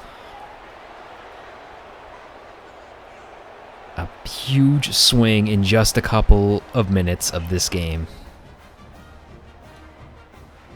You can just see on this replay, our defense just had no idea what to do. Players out of assignment, and we go from being down 4 going into half to now down 14. And Tulsa will start with the ball too. And that one catch was enough to propel Alex Green to the halftime player spotlight. Let's jump now into the second half on this first drive, and Williams has nowhere to go. Uluave on the sack. Our highest rated player on the team. The transfer comes up huge for us here. That'll set up Tulsa with a 3rd and 21. Holmes will throw to the side, nothing really there. That's going to lead to a punt. And the Moonbears have a chance to get back into this game, but they're going to have to pick up this 3rd down here. Moore's going to catch it, but the quick tackle, that's not going to do good for us. Tulsa will get the ball back. And now Jackson is dancing all over the field. They got a 3rd down. Williams is going to take it for himself. We crash on the running back. And Tulsa is driving into Moonbears territory from the 25. The throw on the run. He almost punched that one in. Luke McGarry, the tight end for Tulsa, gets him down to the 1. Set up here. We're going to keep him out of the end zone there. That's Edwards on the tackle.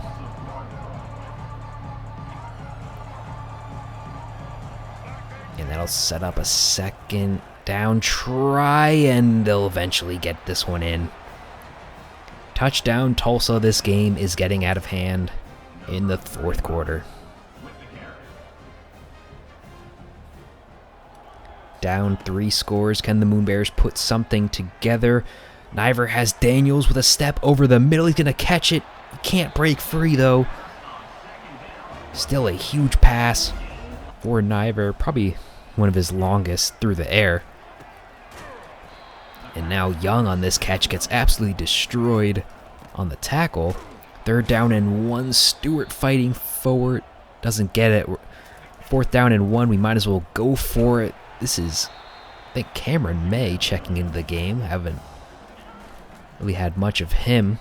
Now the play action to him, going to the side, and just a terrible decision to throw that ball.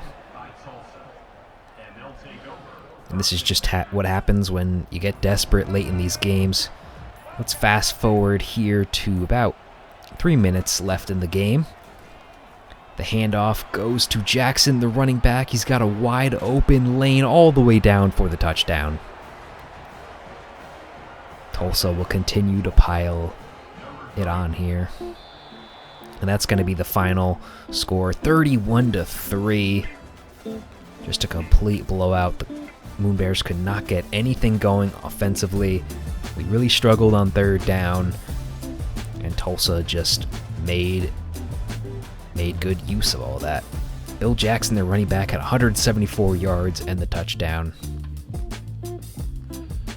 And now we're just going to quickly go through the stats, but we do have another game in this episode. But with the Moonbears at 1-6, our hopes of a postseason bowl game are quickly fading away. One more loss and that'll pretty much do it. And although I think this team has improved from year number 1, it's still not enough to really be competitive. So now we're back into recruiting. We got another promising player here, Taj Muma, a 3-star offensive tackle. He is a gem, so any gem 3-star is definitely getting a scholarship offer from us. That's really the only recruiting update of the week. So now we got our second game here against UAB. This will be a spectated game. Niver with 9 touchdowns, 11 picks on the season. So he is struggling here as a freshman, but I'm really hoping for the off-season boost. You know, sometimes the freshmen can go up a lot in overall in this game. So I'm really hoping for a big leap out of him. And I think if he develops a little bit, and that's paired with a upgraded offensive line, I think we can finally start to really do some damage here in these games. As Tabechi Okoloi gets that sack. UAB in a 2nd and 14, the bullet over the middle to Shanks. They're already down in the 23. Another great pass over the middle. Now throwing to the side. Touchdown for UAB.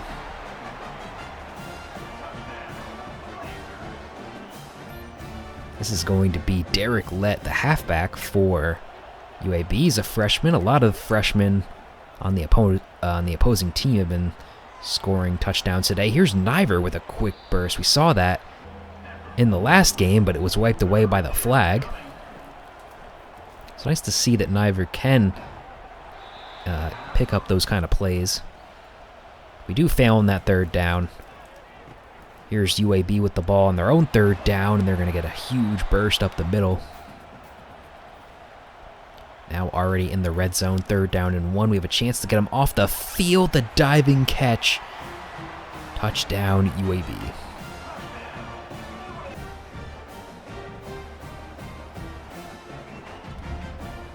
And I really wish that Noah Walker would just put up a hand there, try to swat that one down, but maybe not in the right position. We're already down 2 scores to start out this game. The pass to Stewart will get us to a 3rd and 7. Niver trying to find someone open. That one goes to Turner. Nothing really there. UAB will get the ball back. They're already down at midfield. 3rd and 5. The pressure finally gets there. Okoloi, who made the sack earlier in the game, gets his 2nd. The senior transfer will come up big for us there. Moonbears back with the ball, trying to avoid another quick ending drive. Niver going to try to take it out for himself. And that one, of course, fails. UAB now from midfield, going over the middle. Hits up with a strike. They're not going to be able to bring him down. And we're down 3 scores. Shanks, back-to-back touchdowns for him.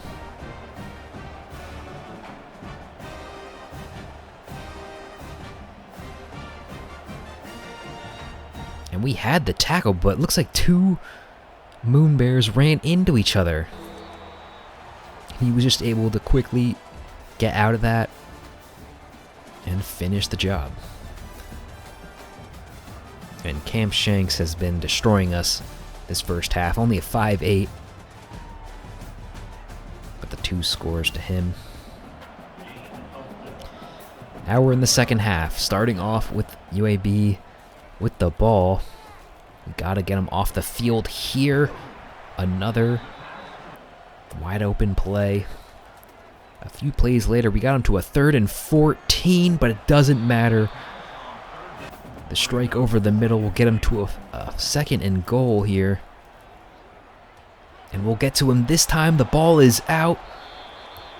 It'll be recovered by UAB. Jack Hines forced it out. And now it's going to set up a 3rd and 25. Just got to cover the end zone. He's going for it. And that one's just outside. Settle for the field goal. That one is up. It is good. That will bring this game to a full 3-possession lead. Here goes Stewart breaking free. He's got some daylight down the sideline. Just the safety to beat who knocks him out of bounds. A 53-yard dash for Stewart. And this will give us our best chance of the day. So let's give it back to him. Stewart on the outside. He's got another wide open lane. Now within the 10, he goes over 100 yards. 1st and 10, Niver's gonna take it for himself, and they completely get to him. Elder will pick up that sack. We're now into the 4th quarter. Niver's gonna throw. Ray Brock standing like a statue in the end zone. Get us our first score of the day.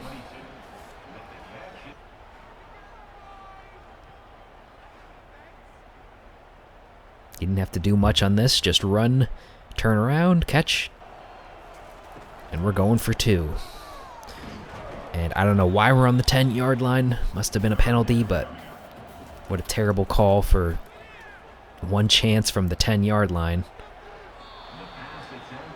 UAB does go 3 and out. Doesn't really matter because we're still down 3. 3 scores here. Only a few minutes left. We fumble the ball. 2nd and 18 for Niver, trying to do it all. 3rd and 25. He's just going to throw this one up, and it's picked off. Trying to hit Brock. Another mistake off a desperate play. And that's going to pretty much end this one. I imagine they're just going to kneel it out from here. As he had to put a little bit more on that ball. 3rd and 6. We're going to pick them off. They tried to end the game right there. This is going to be Terrell Mrunk, our true freshman cornerback that we got from recruiting last year. And he definitely has to play with how thin our defensive back unit is. We got a minute left here. Niver trying to get something going here. Almost had more on that play. 4th down. Niver going deep for Young this time, and that one's swatted away. That'll be the end of this game. UAB's going to win 24-6. And with that, the Moonbears fall to 1-7, and this season is pretty much over for us. I think the rest of the episodes are going to be double headers, so 2 more. And then we can get to the off season and hopefully turn around this team for season number 3. I hope you guys have enjoyed today's episode. I will catch you guys in the next one. Goodbye.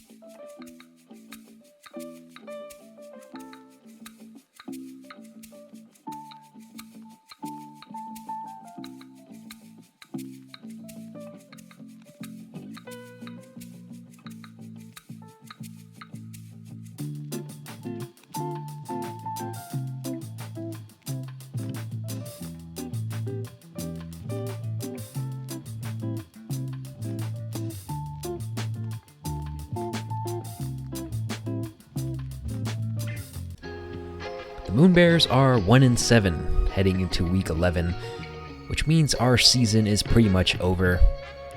But we still have 4 games left to play this year, so we're starting off by upgrading our head coach and definitely trying to focus on just any kind of blocking that we can get. The O-line has been a problem all year. We have the boost to blocking for the receivers we unlocked, and then a little bit of upgrading to our running backs as well.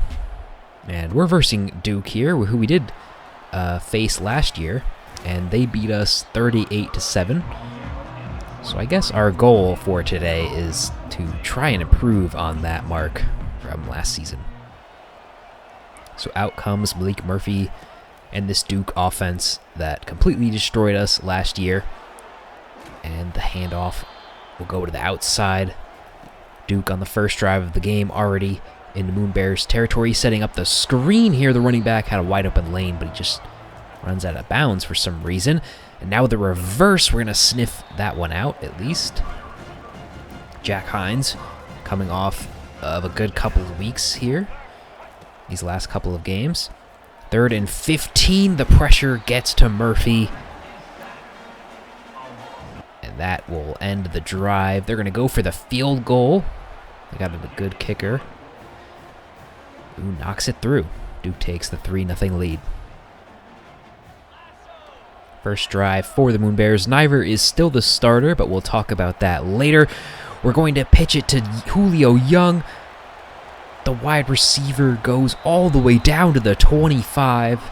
A 52-yard dash to start out this game. We can't let that run go to waste. We're in a 3rd down and 8 situation. Niver throwing the slant route to Brock, who can't hold on. Probably would not have gotten the 1st down anyway. That's going to force a field goal. It's going to bounce in. Lincoln's kick bounces off the upright, and we'll at least get this game tied. And we're into the 2nd quarter. Murphy now throwing downfield. He's got him to the 35. They're in a 3rd and long situation. We have another opportunity to stop him here. The good wrap-up tackle. It's going to lead to the kick. The kick is up, and it is going to miss just outside of the right upright. We have 3 drives here early in this game, 3 field goal attempts, and the miss by Duke keeps it tied. Moonbears got the ball. This is going to be count as a fumble. Pass to Stewart. So now we got a 3rd and 9 here. Niver's going to throw right across the middle to Javon Moore. He tries to extend the arm. Doesn't quite get the 1st. And with the season we're having, we might as well go for it here. We're going to just QB sneak this. We get the set of downs, but we're quickly into another 3rd down situation. This time Brock catches it. He's going to take this one outside. Down in the 30. We're at the 2-minute warning. Niver now throwing, and that one was just timed horribly. Brock was open, but the time to throw that ball was a few seconds earlier. A terrible interception here will give Duke the ball with about 90 seconds left. And they've got a man breaking free. Walker's not going to be able to catch him. They're going to take it down for the touchdown. The pick by Niver really hurting us here in the 1st half, as this is a close game. We still have a minute to try to do something. Going over the middle, Moore catches this one. So we can almost get into field goal range here. Stewart will get us a few. We got a 3rd down here with 30 seconds left. Gonna throw to the outside. This is Trayan Bell. He's gonna cut inside. He's looking for his 1st score. As a Moonbear, he doesn't get it. Comes up a yard short. Only his 2nd catch ever on this team, but it's 2nd down. We're trying to pitch it to Brock, but the hit comes too early. And that was a disaster. From 2nd and 1 to 3rd and 20, we're just going to settle for the points. Go into halftime, down only 4. The 1st half could have gone a lot worse. But are we going to be able to put up a good 2nd half? That's sort of been the story of this team all season, is that we do good in the 1st half and then completely collapse in the 2nd here. And it's really going to come down to whether we can get this run game going, I think. -3 yards in the 1st half. That's mostly just sacks. But we have to do a lot better here. 3rd down and 9 on our 1st drive of the half, and we're not going to be able to pick up this one. Trayan Bell gets his 2nd catch of the day. We're going for it on 4th down. Only need to pick up 4. The pass to Young is caught. He's going to make one man miss. We'll extend that play a little bit. That'll get us about to the 25. The handoff will go to Daniels. That'll get us down to the 18. Now Stewart back in the game. He's trying to make the big play happen here. Loses 3. Now on the 3rd down, the screen. The timing was just off terribly there.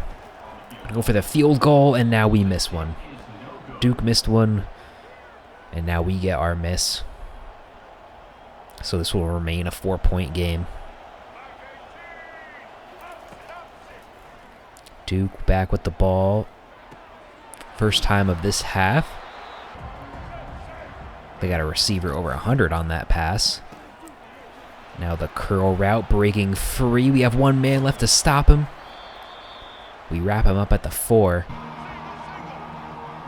And now we have to get a stop here. If we want to stay in this game, the handoff will go to the outside. We don't have the guys in the right position. Touchdown, Duke. It's now a 2-score lead for them.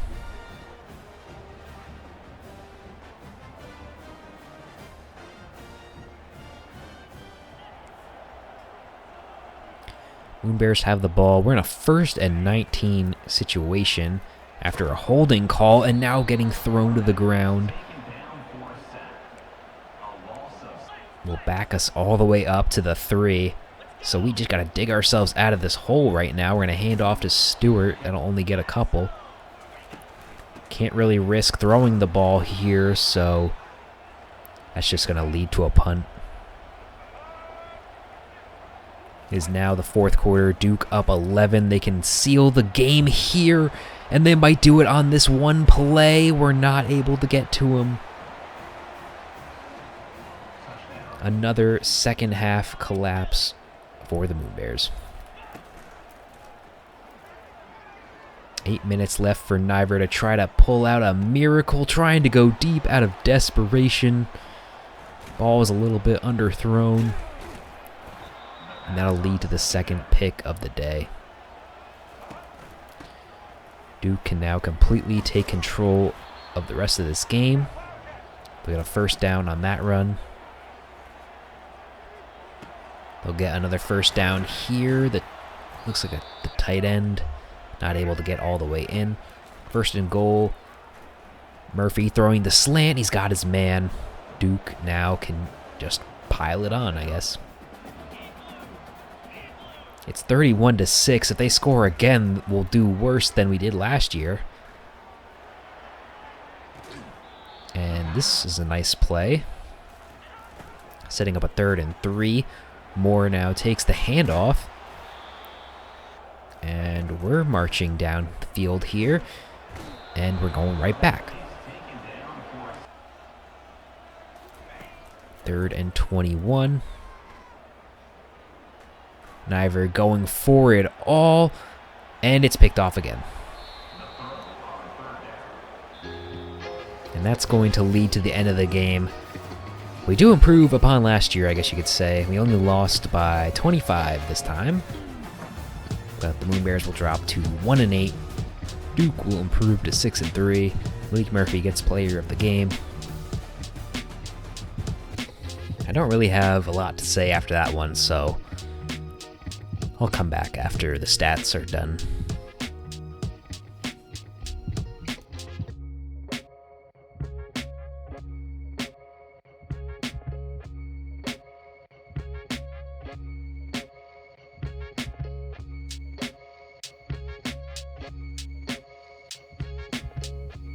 We're now on to the next week. We got 3 more games to go in this season, number 2.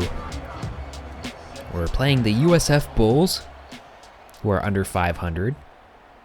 And we have decided to make a quarterback switch here late in the season. Walker White is a guy that I wasn't expecting to be on this team, but I saw him in the transfer portal, and I gave him a scholarship, and didn't really have any other positions, so kind of brought him in as a backup. He is higher rated than Niver, but only by a little bit. And he is at risk of transferring. So I'm hoping if I can give him a couple of games here late in the year, he might reconsider transferring. Just because his upside, I guess, is technically better than Niver's. Just by the way the game develops players here. He just has more room to grow. So I think in season number 3, he might actually take a big step. So I just want to have that option available here. And with our season basically over, I just want to see potentially if there's anything here with Walker White. So USF has the ball. They're in our red zone currently. The game started off with a few different punts. Nothing really exciting happening. We do get a holding call against USF, knocking them back to the 30. They're going to pick all those yards right back up. Set up a third down. They're going to throw over the middle, not get that one. That's going to set up a pretty easy field goal, which he does actually miss.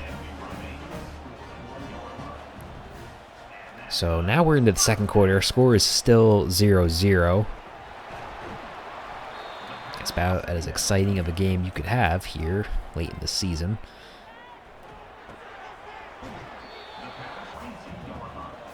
And we need 3 more yards here on third down. Stewart's not going to get it.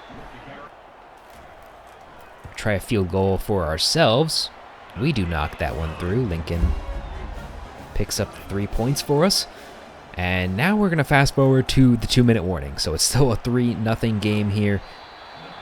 We actually end up getting the stop against USF. So now we get the ball back, but we're not going to do anything with it. Niver just too scared to throw the ball. A 3rd and 24. The handoff goes to Stewart. He breaks free to the left. He almost just picked up all the yards on that one run. Needed 24, only got 20. I wish we could have went for it after a play like that, but this is the computer playing. And we just got to prevent the big play here. We're actually going to get the ball back with 5 seconds left, but nothing on that one. We're going to go into halftime up 3-0. And it's really going to come down to, can the computer manage this second half well? And we might actually get our second win of the year. But this is anyone's game, really.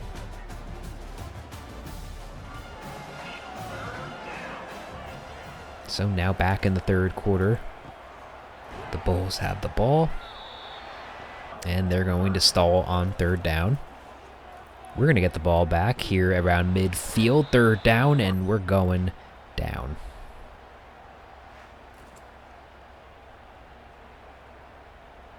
A defensive battle here ensuing.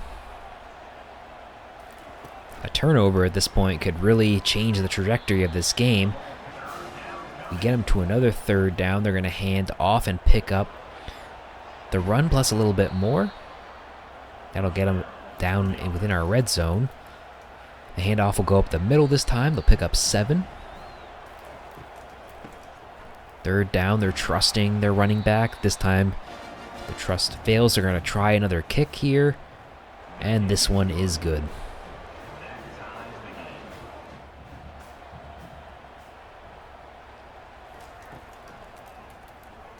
Now we come back to the Moonbears. White throws to the outside. He finds Brock.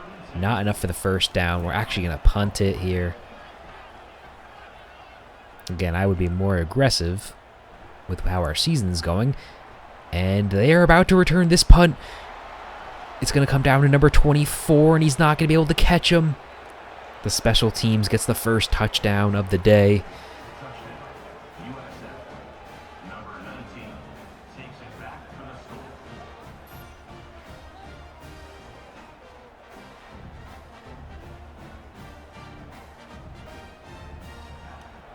So now it's already the fourth quarter. We got to be able to respond to the kick return.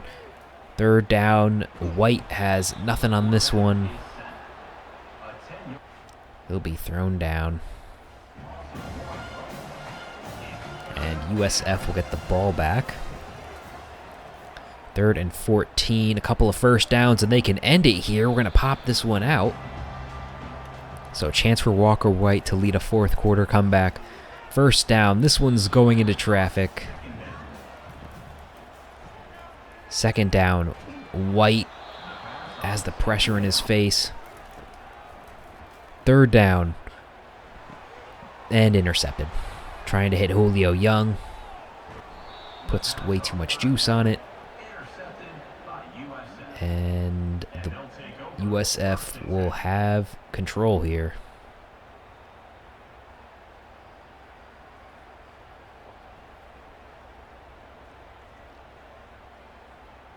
just like what's happening all year.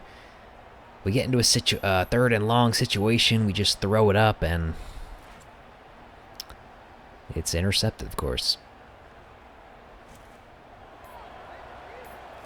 So we're not completely out of it. We gotta come up big here on defense. We do on that play. 3rd down and 12, we do get a stop. We got some time off the clock, but we do have another chance here after the field goal. But they do nail it. So that is pretty much the dagger. We got 90 seconds here. We get the pass to Moore. White now feeling the pressure again. 2nd down and long. Young will get us to a 3rd and 7. Trying to go for it all. He's picked off again. It just seems like any time we try to throw the ball more than 10 yards, it's getting picked. But that's going to end this game. USF wins 13-3 in one of the ugliest games of the series. But that is pretty much going to do it for this episode. We got one more before this pitiful season comes to an end. Hope you guys have enjoyed it at least. I'll catch you guys next time. Goodbye.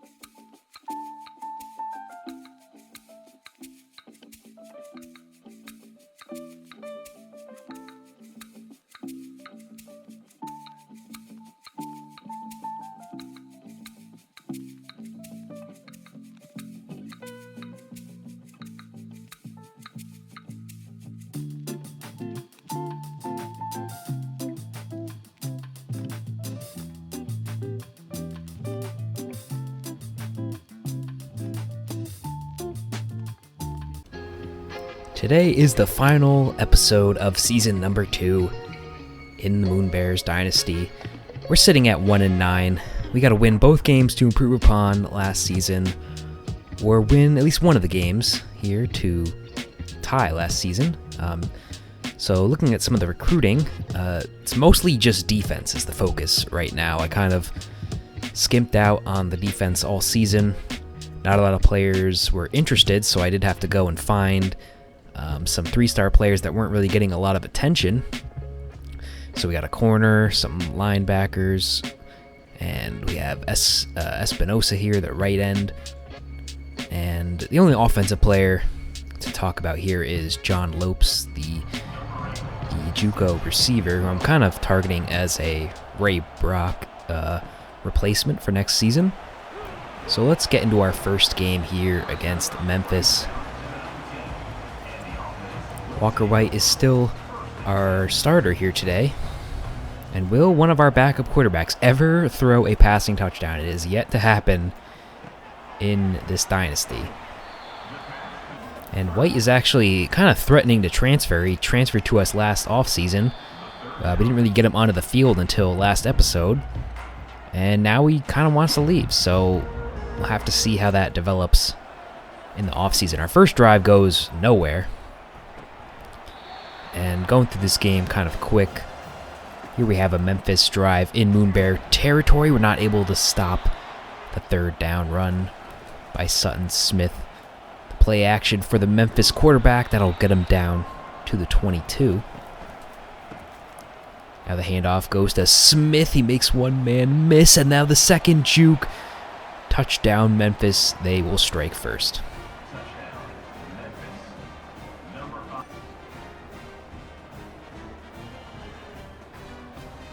Stovall gets faked out. Walker can't bring him down. And the second juke sealed the deal. We're now going to hop into the second quarter. Moonbears have the ball. We're going to cross midfield. This play with Javon Moore, but he's running backwards. Tried to break that one free. We now have to pick up this third down, and White is not going to be able to do it. Javon Moore breaking that tackle actually ended our drive. So now Memphis has the ball. They're in a third down situation. They're going to try the option play. We sniff that one out. Moonbears will have the ball. White is going to take it for himself off the read option. He's got a lot of space on the right side. No tackle attempt by Memphis. He's going to run all the way down for the touchdown. And that is one of the longest runs in school history. Back with the tie game for Memphis here. We get them to a 3rd and 9. They're going to set up the screen. Blocks are not there. We will get a chance to take the lead here. White scrambling. He's going to find Turner. Gain 9 there. A few plays later, it's a 3rd down situation. We'll get that one off Turner again. Now basically in a 1st and goal, Moore's going to hang on to that one. That'll get us to a 2nd and 2. Nothing there, going down. Throwing to the sideline, Turner has that one swatted away. And we kick the field goal, so we'll go into half up 10-7. And again, if we win this game, we will at least tie our record from last year. But if we lose, we will have to do it against UMass. We did get 100 yards on the ground in the first half, but that was almost all Walker's just big run. Now heading into the second half, we got Okaloy, who's playing in one of his final games here. Picks up the sack. 3rd and long for Memphis, going deep over the middle. He's got his man Chambers. Now from the 38, another 3rd down. This time the screen works for them. Tons of open space, and that'll get them down to the red zone here. All day in the world to throw, going deep. That one is picked off. It's Terrell Monk, one of the freshmen we brought in the recruiting class last year. He was not redshirted. He played the whole season, mostly as a backup role, but comes up huge here. In one of the final games, what an acrobatic interception. That's going to lead to the 4th quarter. Walker's going to find more here. Tons of daylight on the right side, but he's going to lose the football. Memphis will pick it up. And it wasn't even close to having his knee down. Memphis gets their best starting field possession of the day. So here from about the 25, the huge hole up the middle. Now here off the play action, we're going to force a fumble right back. Miles forced it, and one of our backup defensive linemen, Forsyth, came up with the recovery here. So fumbles on back-to-back drives. We have 6 minutes to try to close out this game. We're going to try to hand it off here to Stewart, lose 5. It's going to lead to a 3rd and long. Walker has time to throw, but he doesn't put enough air under that one. 3 straight turnovers by both teams. And now Memphis is set up perfectly to tie this game at the very least. They're going to take it off the read option. Nice run that time. Now throwing to the sideline. He has his man, the juke at the end. Touchdown for Memphis.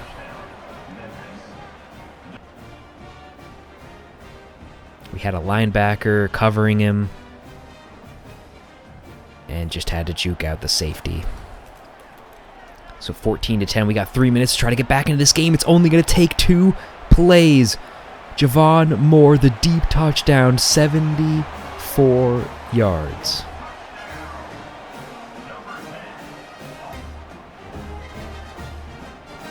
The defensive backs were playing too soft. You could see them all chasing Moore here at the end. He just blazes right by him. Perfect throw by Walker. And that will give us the lead back. 2 minutes for the Memphis offense. They're going to start off great here, shedding the tackle down to the 47. Now they're going to pick up a few extra here. It's a 3rd down. We really got to get the stop here. It would be a 57-yard field goal. It's not going to matter. They convert. Now from the 25. The quarterback's going to throw to the end zone. He's got him.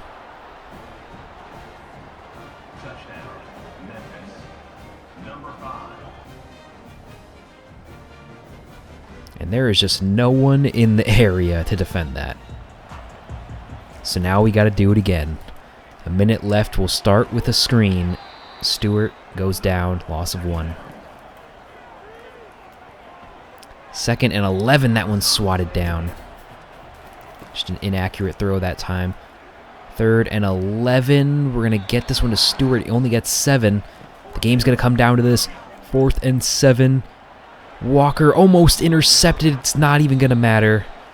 That'll be the end of the game. Memphis will pick up the win 21-17. They scored 2 touchdowns in the 4th to do it. And we will drop to 1-10. Sutton Smith was their entire offense. 3 touchdowns for him. Now we can just quickly look at the stats. Move on to our next game of the episode, which will be against UMass.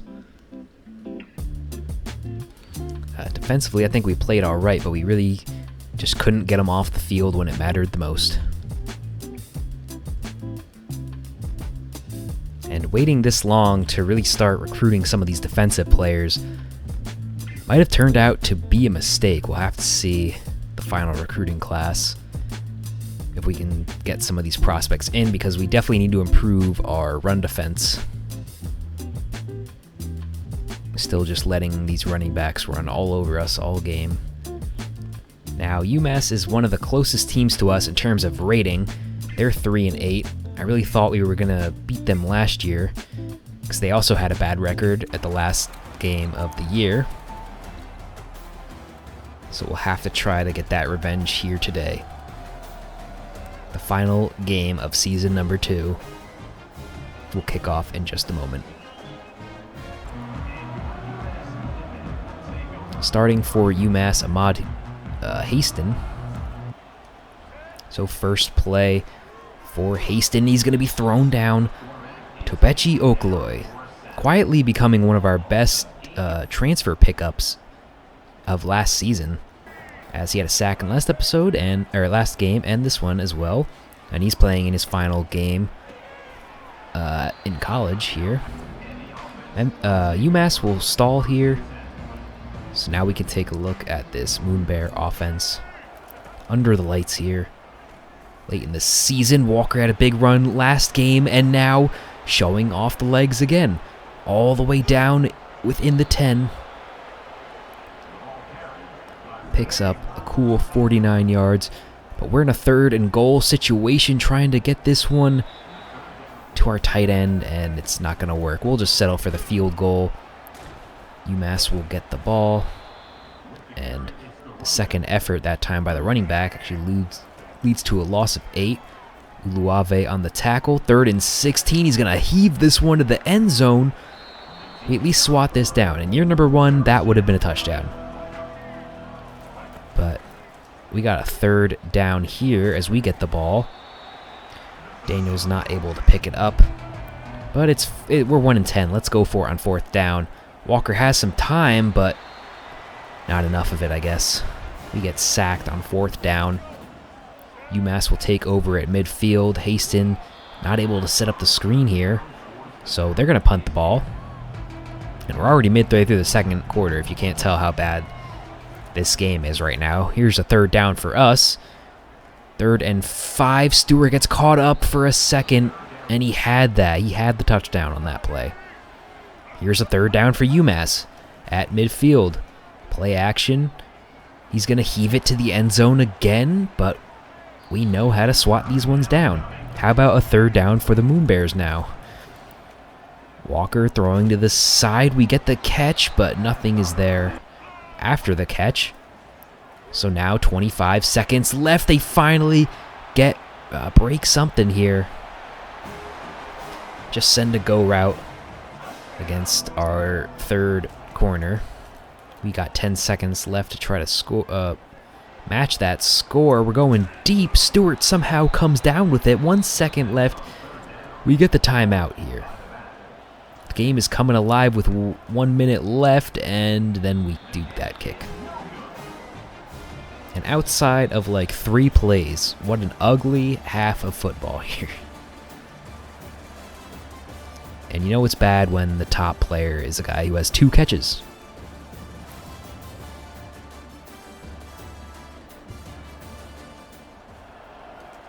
Our last half of this year.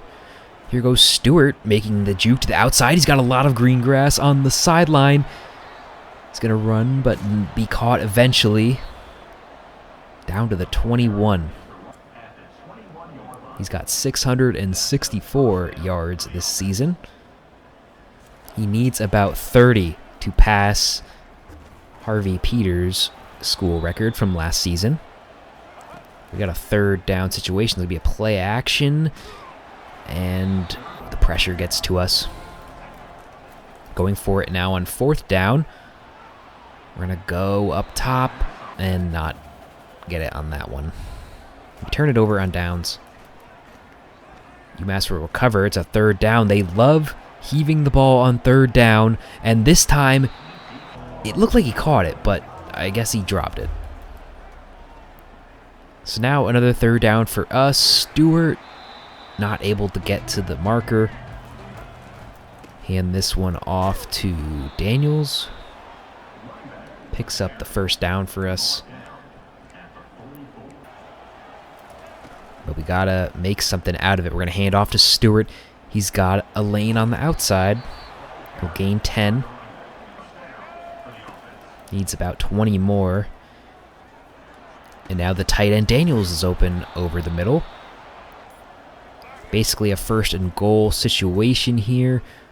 Not really a lot of separation. We're going for it, and just a chip at the end keeps us out of the end zone. Now throwing to the back of the end zone. Javon Moore, they say he's not down. We're actually going to challenge this. It's whether that right foot was fully down before the left foot. And we will get the call in our favor.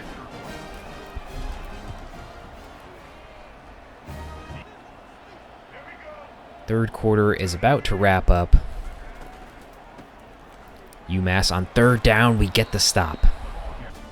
Here's a look at the top 25 in case you want to see how the rest of the league is shaping up here. Now we're on a Moonbears drive, 3rd and 13. We get the catch. Brock hangs on to it. That sets us up with a 4th and short. Going over the middle, this is Brock again. Back-to-back catches. He will run and extend this one all the way down to the 15. 1st and 10 for Stewart. He'll pick up 7. Now on a 3rd down, he's going to cut this one back inside. He's over 100 yards on the day. Trying to run this one in with Walker. He's grabbed and ripped down. 2nd and goal. This is Cameron May. We've barely seen him all season, but he does play the role of power back for us. And that might have been his first run of the season, actually. I'm not even sure. But definitely his first touchdown. UMass in a horrible situation here as Jaquiz Blanks gets his 2nd sack of the day. 3rd and 20. They're going for the screen. They can't even get the catch. 4th and 20. They got to go for it here.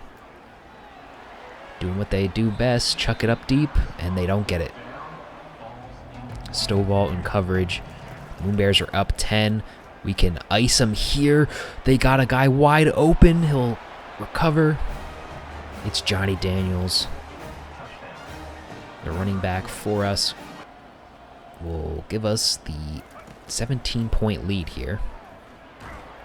UMass has 4 minutes down by 3 scores. It's not really going to matter at this point. They can pick up a little bit here, which they will. Now we're in a 3rd down situation. We just really want to try to ice this game, but they're going to pick up the first. And now another sack. I believe that's sack number 7 at this point. And now taking off here. The quarterback's going to lose the football. We will recover. Noah Walker this time knocked it out. 3rd down, we're just running some clock. So here's another handoff to May. And the power back will at least get us down to a minute left to play here. And so I was wrong about the sacks. They just got the 6th one. And 3rd down here. They're not going to get enough for that one. 4th and 1 going over the middle. They will convert here. 1st and goal. And this is sack number 7 I was thinking of.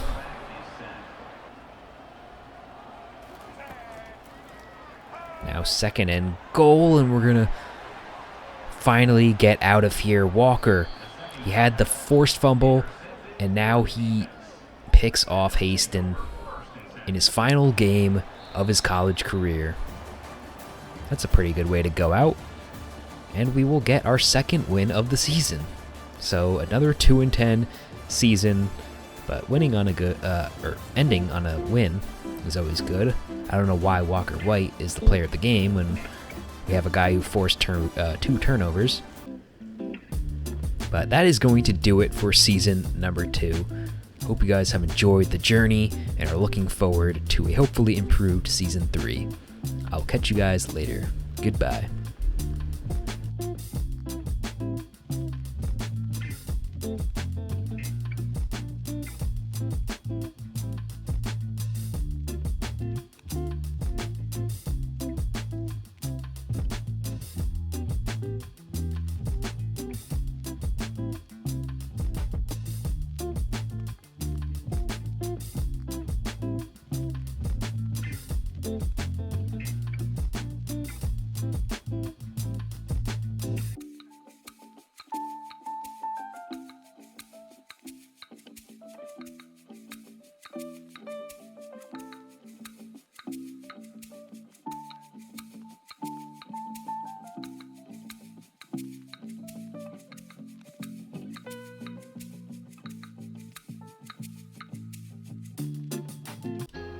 Welcome back, guys, to the Moonbears Dynasty here for the Season 2 off-season.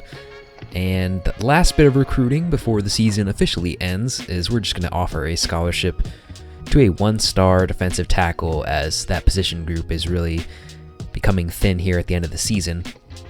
We have fired our defensive coordinator, Joe Maynard, and after advancing, we can see the Heisman, Cade Klubnik of Clemson, 44 passing touchdowns. We can only dream of that. So now we're on to signing day already, so we can actually see some of these development traits here. And this is the one that really stuck out. Andy Marshall, the athlete, is a star development. We did get a few other star developments. A few of them were transfers coming in as juniors. But also this star development center. That's really huge for us. 3-star coming in as a freshman. And at this point, I decided to offer Santiago Augustine a job offer, but we'll see what happens with him. Here's the playoffs. It's a Clemson-Oregon final, the 7th seed, making it all the way to the final. And just to quickly recap our season, we did go 2-10. Our only win coming against Army, or one of our only wins, with a narrow victory, 23-20. But we did beat UMass. The first time we really beat a team by multiple scores here in the series, and it's against UMass, who did beat us last year. So we did get a little bit of revenge here. Here are all the conference championships.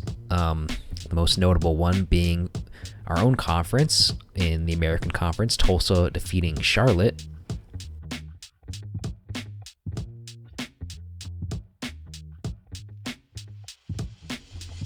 So here's the standings for the American Conference, and we didn't finish last, but we were tied really for second to last, tied with Army and Tulane, and UMass only won one conference game, so they are dead last.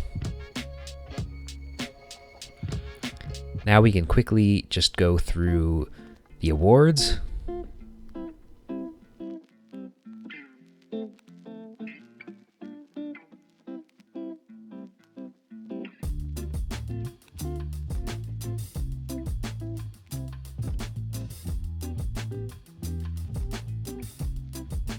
And the only Moonbear who even makes one of these lists is Keyshawn Robinson, our returner, finishing within the top 10 for best return man. Now moving on to All-Americans. We don't have anyone on this list, of course.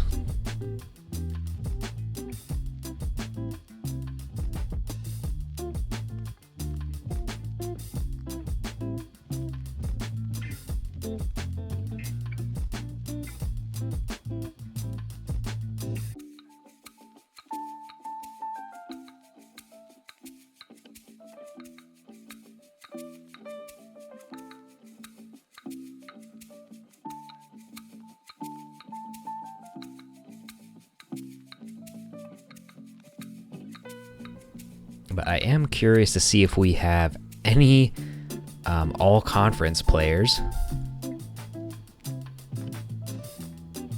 Doesn't look like we have anyone on first team All-American Conference, except for our punter, Woodrow Walsh, in his senior year.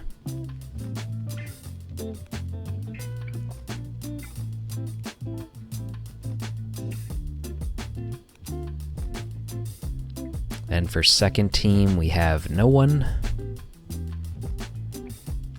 And this is what I was most surprised by. We didn't get any all-conference freshman players, considering how many we had on the field.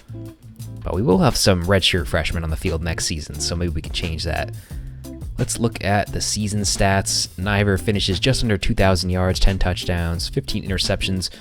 Our run game was improved, but we only got a few touchdowns for our running backs. Javon Moore led us in receiving. And then defensively, Uluwave, our highest rated player on the team, finishes with the most tackles. Okaloi had the most tackles for loss, and he had a really good second half of the season. He also was our sack leader. Monk led our team in interceptions with 2 as a true freshman. And we got a few fumbles, but no one had more than 1.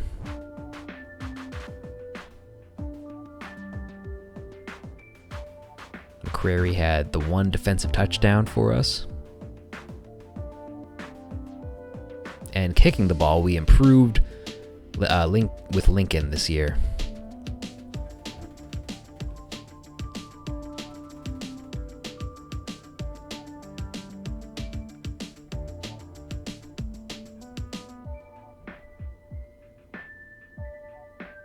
And just kind of comparing these stats to the conference stats.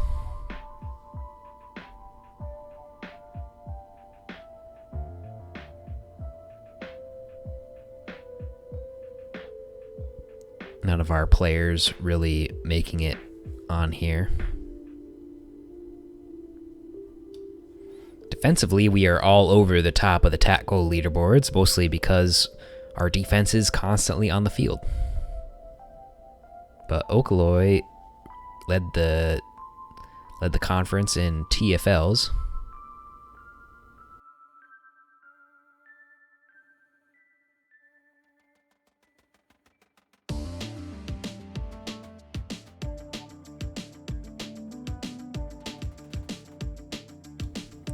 Now we'll quickly go through the national leaders.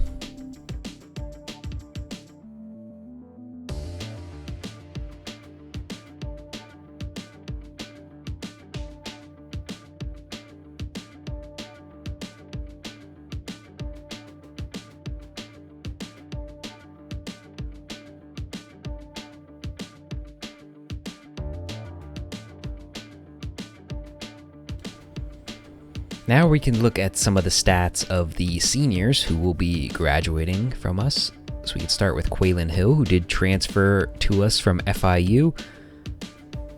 Didn't get a ton of playing time, more of a backup role, but did improve upon his stats at FIU.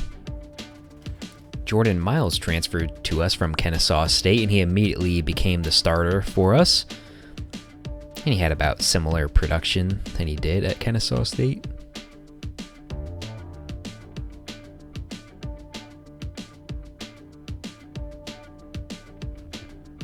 And we have Noah Walker, a 2-year starter. He's been our number 1 for both seasons.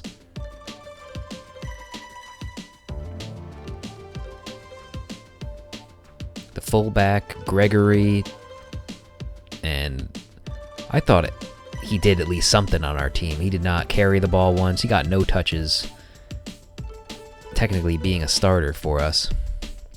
And of course our punter, who looks like he regressed a little bit from year number 1. Javon Moore, who didn't really play last year, but became the starter for us, led the whole team in receiving. Only had 2 touchdowns, though, and a few games over 100 yards. He had the crazy simulated game with FIU. We have Marquez Cardi, who just played kind of a backup role, one of the original members of the roster. And we have Oakley, who transferred from Iowa State, and he immediately got onto the field here and made a pretty big impact for us. I redshirted Greenwood, so I'm not sure if he's going to graduate or stay behind. DJ Dean was from the original roster, didn't really play for us at all. Ray Brock, one of our standout players in year number 1, and still had a pretty good season too, but he will be moving on. Had similar production from year number 1. Chris Ellinger played the role as our backup safety for both years, and he got on the field this year at least. Then we have Jack Beebe. He transferred to us from Ball State, but he really just didn't fit anywhere on our team, so he actually took a big step down from last season, but 66 overall. And we have Allie McCrary, who was our team captain this year, and I made him the team captain after the year he had last year, but I guess he just didn't play as much this season. But he did have the pick 6. Hunter Webb, a 2-year starter at free safety. He will be graduating. And we have some offensive linemen, Barlow, Paulding, McClure, both starters for us in at least this season. And then the last senior is Trayan Bell.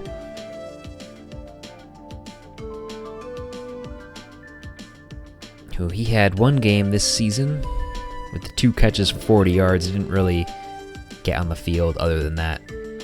So now we can kind of look at the team stats, and we had the 2nd worst offense in the conference, specifically because of our bad passing attack. Our run game wasn't that great either. We scored the least amount of points in the conference. And our rushing touchdown production was terrible.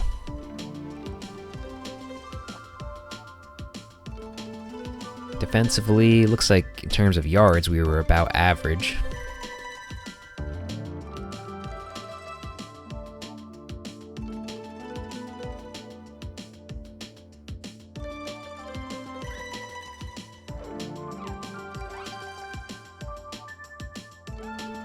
Towards the bottom in sacks. We only forced a couple of fumbles.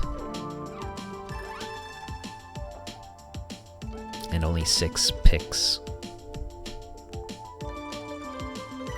You're also a pretty bad team on 3rd down.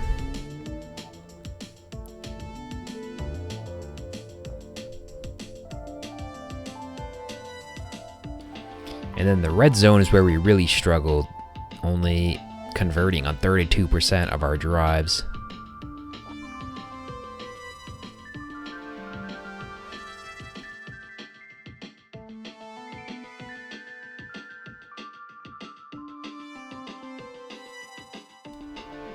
And then we had the worst differential, most giveaways. I think this will be one of our biggest improvements next year.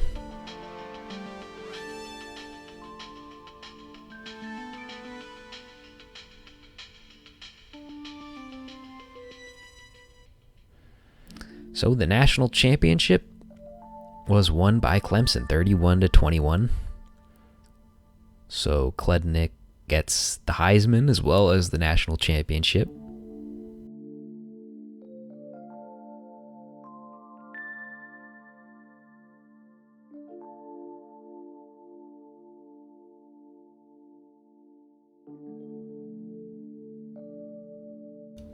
So I did not end up with the defensive coordinator that I was targeting.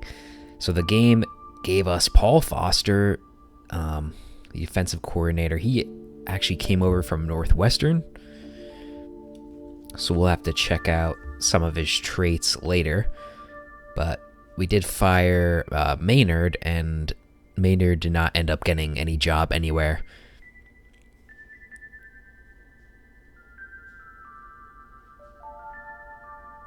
So taking a look at Foster's stats, his motivator tree is the most developed.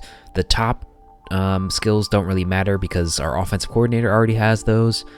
But we do get the ones on the bottom, which they're not the best abilities, but I think they might work for us. And the tactician abilities, I'm pretty sure we already have those covered, so not an ideal hiring by the computer. But now we can move on to players leaving, and pretty much as expected, Walter White, he's going to transfer. We just did not have the stats to keep him around, but no other player that was a surprise ended up transferring or anything like that. Our one middle linebacker, Greenwood, who I did redshirt, he decided to graduate, so he won't be returning. But now we can move on to the final stage of recruiting. Fernando Phoenix is a wide receiver I discovered a few weeks ago, and we're going to try to wrap up this recruiting battle here. And now we're on to the transfer portal. So I'm primarily looking for a defensive end. We graduated McCrary and also Miles, who started for us. So we do need to find at least one starter here. And Hastings could be a temporary solution. He is a junior, so he'd only play 1 year for us, maybe, unless he wasn't redshirted. But also defensive tackles. I kind of ignored the defensive tackle position, and I kind of ran out of recruits in terms of the freshman class to add to the team. So we're definitely focusing heavy on defense. I think a lot of our freshman offense is pretty much sorted for next season. I was really hoping to get a transfer cornerback, but not a single one in the country will give us the time of day. So we do have to rely on safeties, who we don't really need a safety, but just to add another defensive back to this team to maybe play a little bit of corner for us in this upcoming season. I think we're only going to have 6 cornerbacks on the roster, so just to add one of these guys. The top guy I'm looking at is Dotson here from Miami of Ohio. The other guys probably wouldn't play. They're just too low of rated. And Walker White. We're going to look at where he ends up transferring to. He's favoring Arkansas right now. So now after scouting some of these transfer players, we're definitely going to give an offer to Hastings. We need this defensive line to be better. And some of our young guys probably aren't ready to start yet. Quincy Howard, as a transfer freshman, 3-star, he definitely would have a role on this team. Always need to bring in at least a few defensive tackles. And middle linebacker is also a need for us. Although we're sorted for this season, so it's more of the future, so I'm really focusing on freshmen at that position. We gave an offer to Dotson. Now let's look at some visits here. We could start with Espinosa, a 3-star coming out of high school, so maybe a future player for us. And second priority is, of course, Hastings, who will probably start while the other player develops. Cooper Biquette, a 3-star middle linebacker. Then we have Morton, defensive tackle, the only 1-star really going after. So after advancing the week, we do end up with Fernando Phoenix. But that was the only player we got advancing the week. So trying to schedule more visits. We have Jamison Madden, who we offer to. And then the one fullback we targeted, Trayvon Virgin. I do want to get the fullback more involved next year, so he should be pretty good for us. I also get Dotson in for a visit. And then I'm trying to find one more middle linebacker. I think I took a few off the board. We have Westbrook here, who I give an offer to. Eric Ajabo. I found him a few weeks ago. He's only a 2-star, but we do need defensive back help. So Biquette will sign with us, as well as Morton. We'll hand out our final visit, and then we advance the week. And Dotson will sign with us, as well as Westbrook,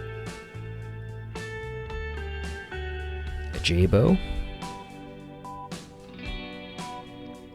And now we can take a look at the recruiting class in its entirety. Andy Marshall is definitely one of the top players I'm excited about. He's coming out of high school, star development, 3-star.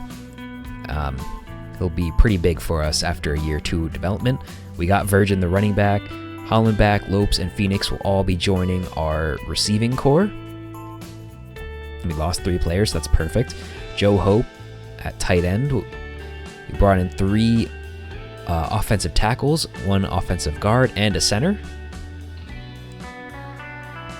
So we brought in Espinosa at defensive end to develop for us, and Hastings to be more of a stopgap starter.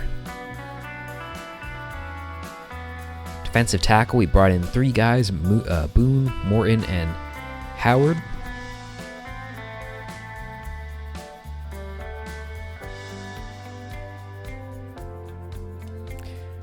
No outside linebackers. We filled that up last season pretty well, but now we got 3 middle linebackers. But actually, Westbrook is an athlete, and I think at the end I don't actually put him at linebacker. But Trubin and Ajabo, and then Sousa and Dotson. We miss out on Turner, but it doesn't really matter. Our safeties are pretty good. We got 4 defensive backs, so I'm happy with that. And then the punter, Scioli, will be our new punter. And we take a look at Walker White. He did end up going to Arkansas, so we'll have to track the remainder of his career.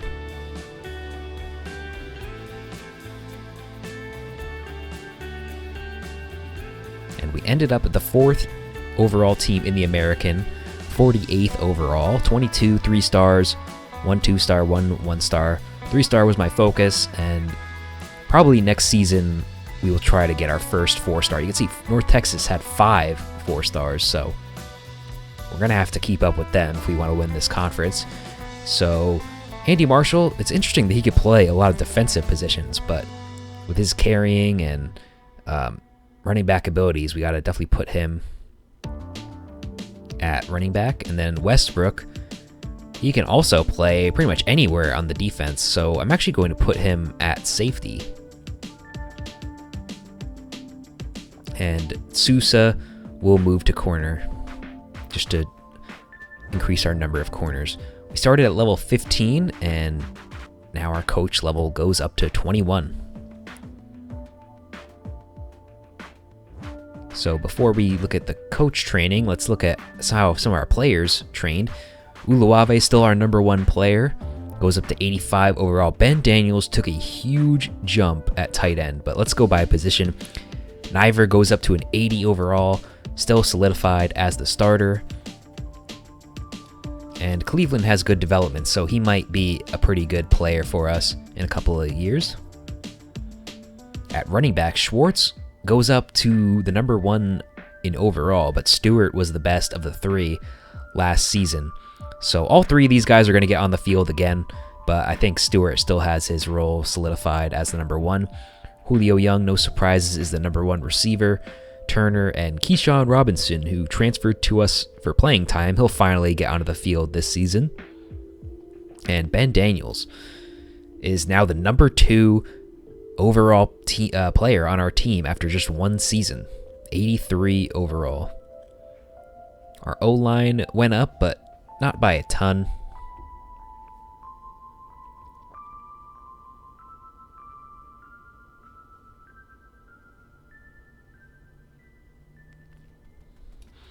At defensive end, Forsyth and Lamb are 2 defensive ends that are finally up to starting caliber. Then we got Carpenter and Bloom at defensive tackle. Hines, Uluave took a little bit of a jump, but I thought Edwards would take a good leap in the offseason, but no development. He doesn't have the little green triangle, so we'll have to play the backup role again. Olevo and Blanks both go up, but really senior heavy at linebacker. And I don't know what happened with our defensive back unit. No one went up in ratings at all. I don't even know how that's possible. I mean, they did develop during the season, and it's just crazy. Not a single green triangle. And also our kicking unit did not go up at all. So I'm really disappointed by that, but I guess we just have to deal with it. So because of the news in real life over the Pac-12, I decided to add some of those teams here just to make it a little more fun. But I think it did break my ability to customize schedules. So the schedule that you'll see in a minute is basically the one that was forced upon me, and I couldn't change it at all. And for transferring players, we do have 7 open roster slots, so no need to cut anyone, but I'm going to keep that in mind for the next season to bring in some extra recruits. But we have 60 points to spend, and I really just want to keep focusing on the offense. So running the ball was pretty good for us last season, so we max out that part of the tree. And then since our defensive backs didn't improve over the offseason, might as well give them some boost here with the perks. And then I put 2 into the linebacking unit as well, and I saved the rest of the points for recruiting. And definitely the defensive line, we want to get a lot of boosts with that. And then I put the rest into linebacker. So Walker White on Arkansas is the 4th rated quarterback. I don't think he's even going to play. So he might actually transfer again. I don't even know if that's possible. But he transferred away, and now he has no shot of starting. And he's actually a lower overall than Nyber now because of his transfer. So now we can move on to red shirts. Marshall, I'm really excited about the future, but he won't play a role this year. At wide receiver, Hollenbach has just too much speed to keep redshirted, but Phoenix and Lopes, who came over from JUCO, so that's why he's a junior, both of these guys could use a year just to develop a little bit.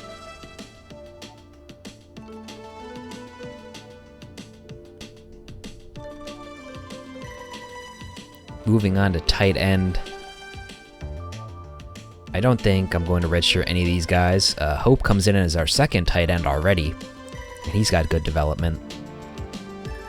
So maybe McManus will be redshirted later on in the season, but for right now, I don't think I need to touch any of this.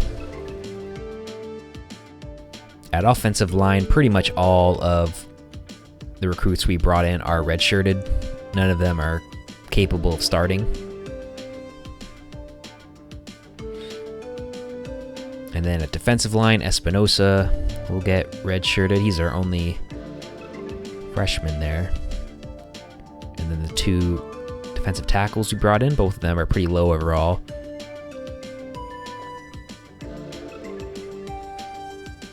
At linebacker, we're definitely going to redshirt both of these guys, Paquette and Madden. I don't think they really need to get on the field immediately. And then at cornerback, I do probably need Sousa to play, but so Truman and Ajabo, they will both be redshirted.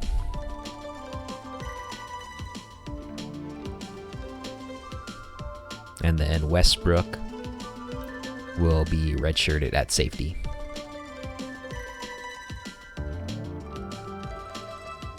And so here's the schedule, and you can take a look at it if you want. Again, I couldn't change it, but that's going to do it for the off season. Hope you guys have enjoyed, and hope you guys are excited for the start of Season 3.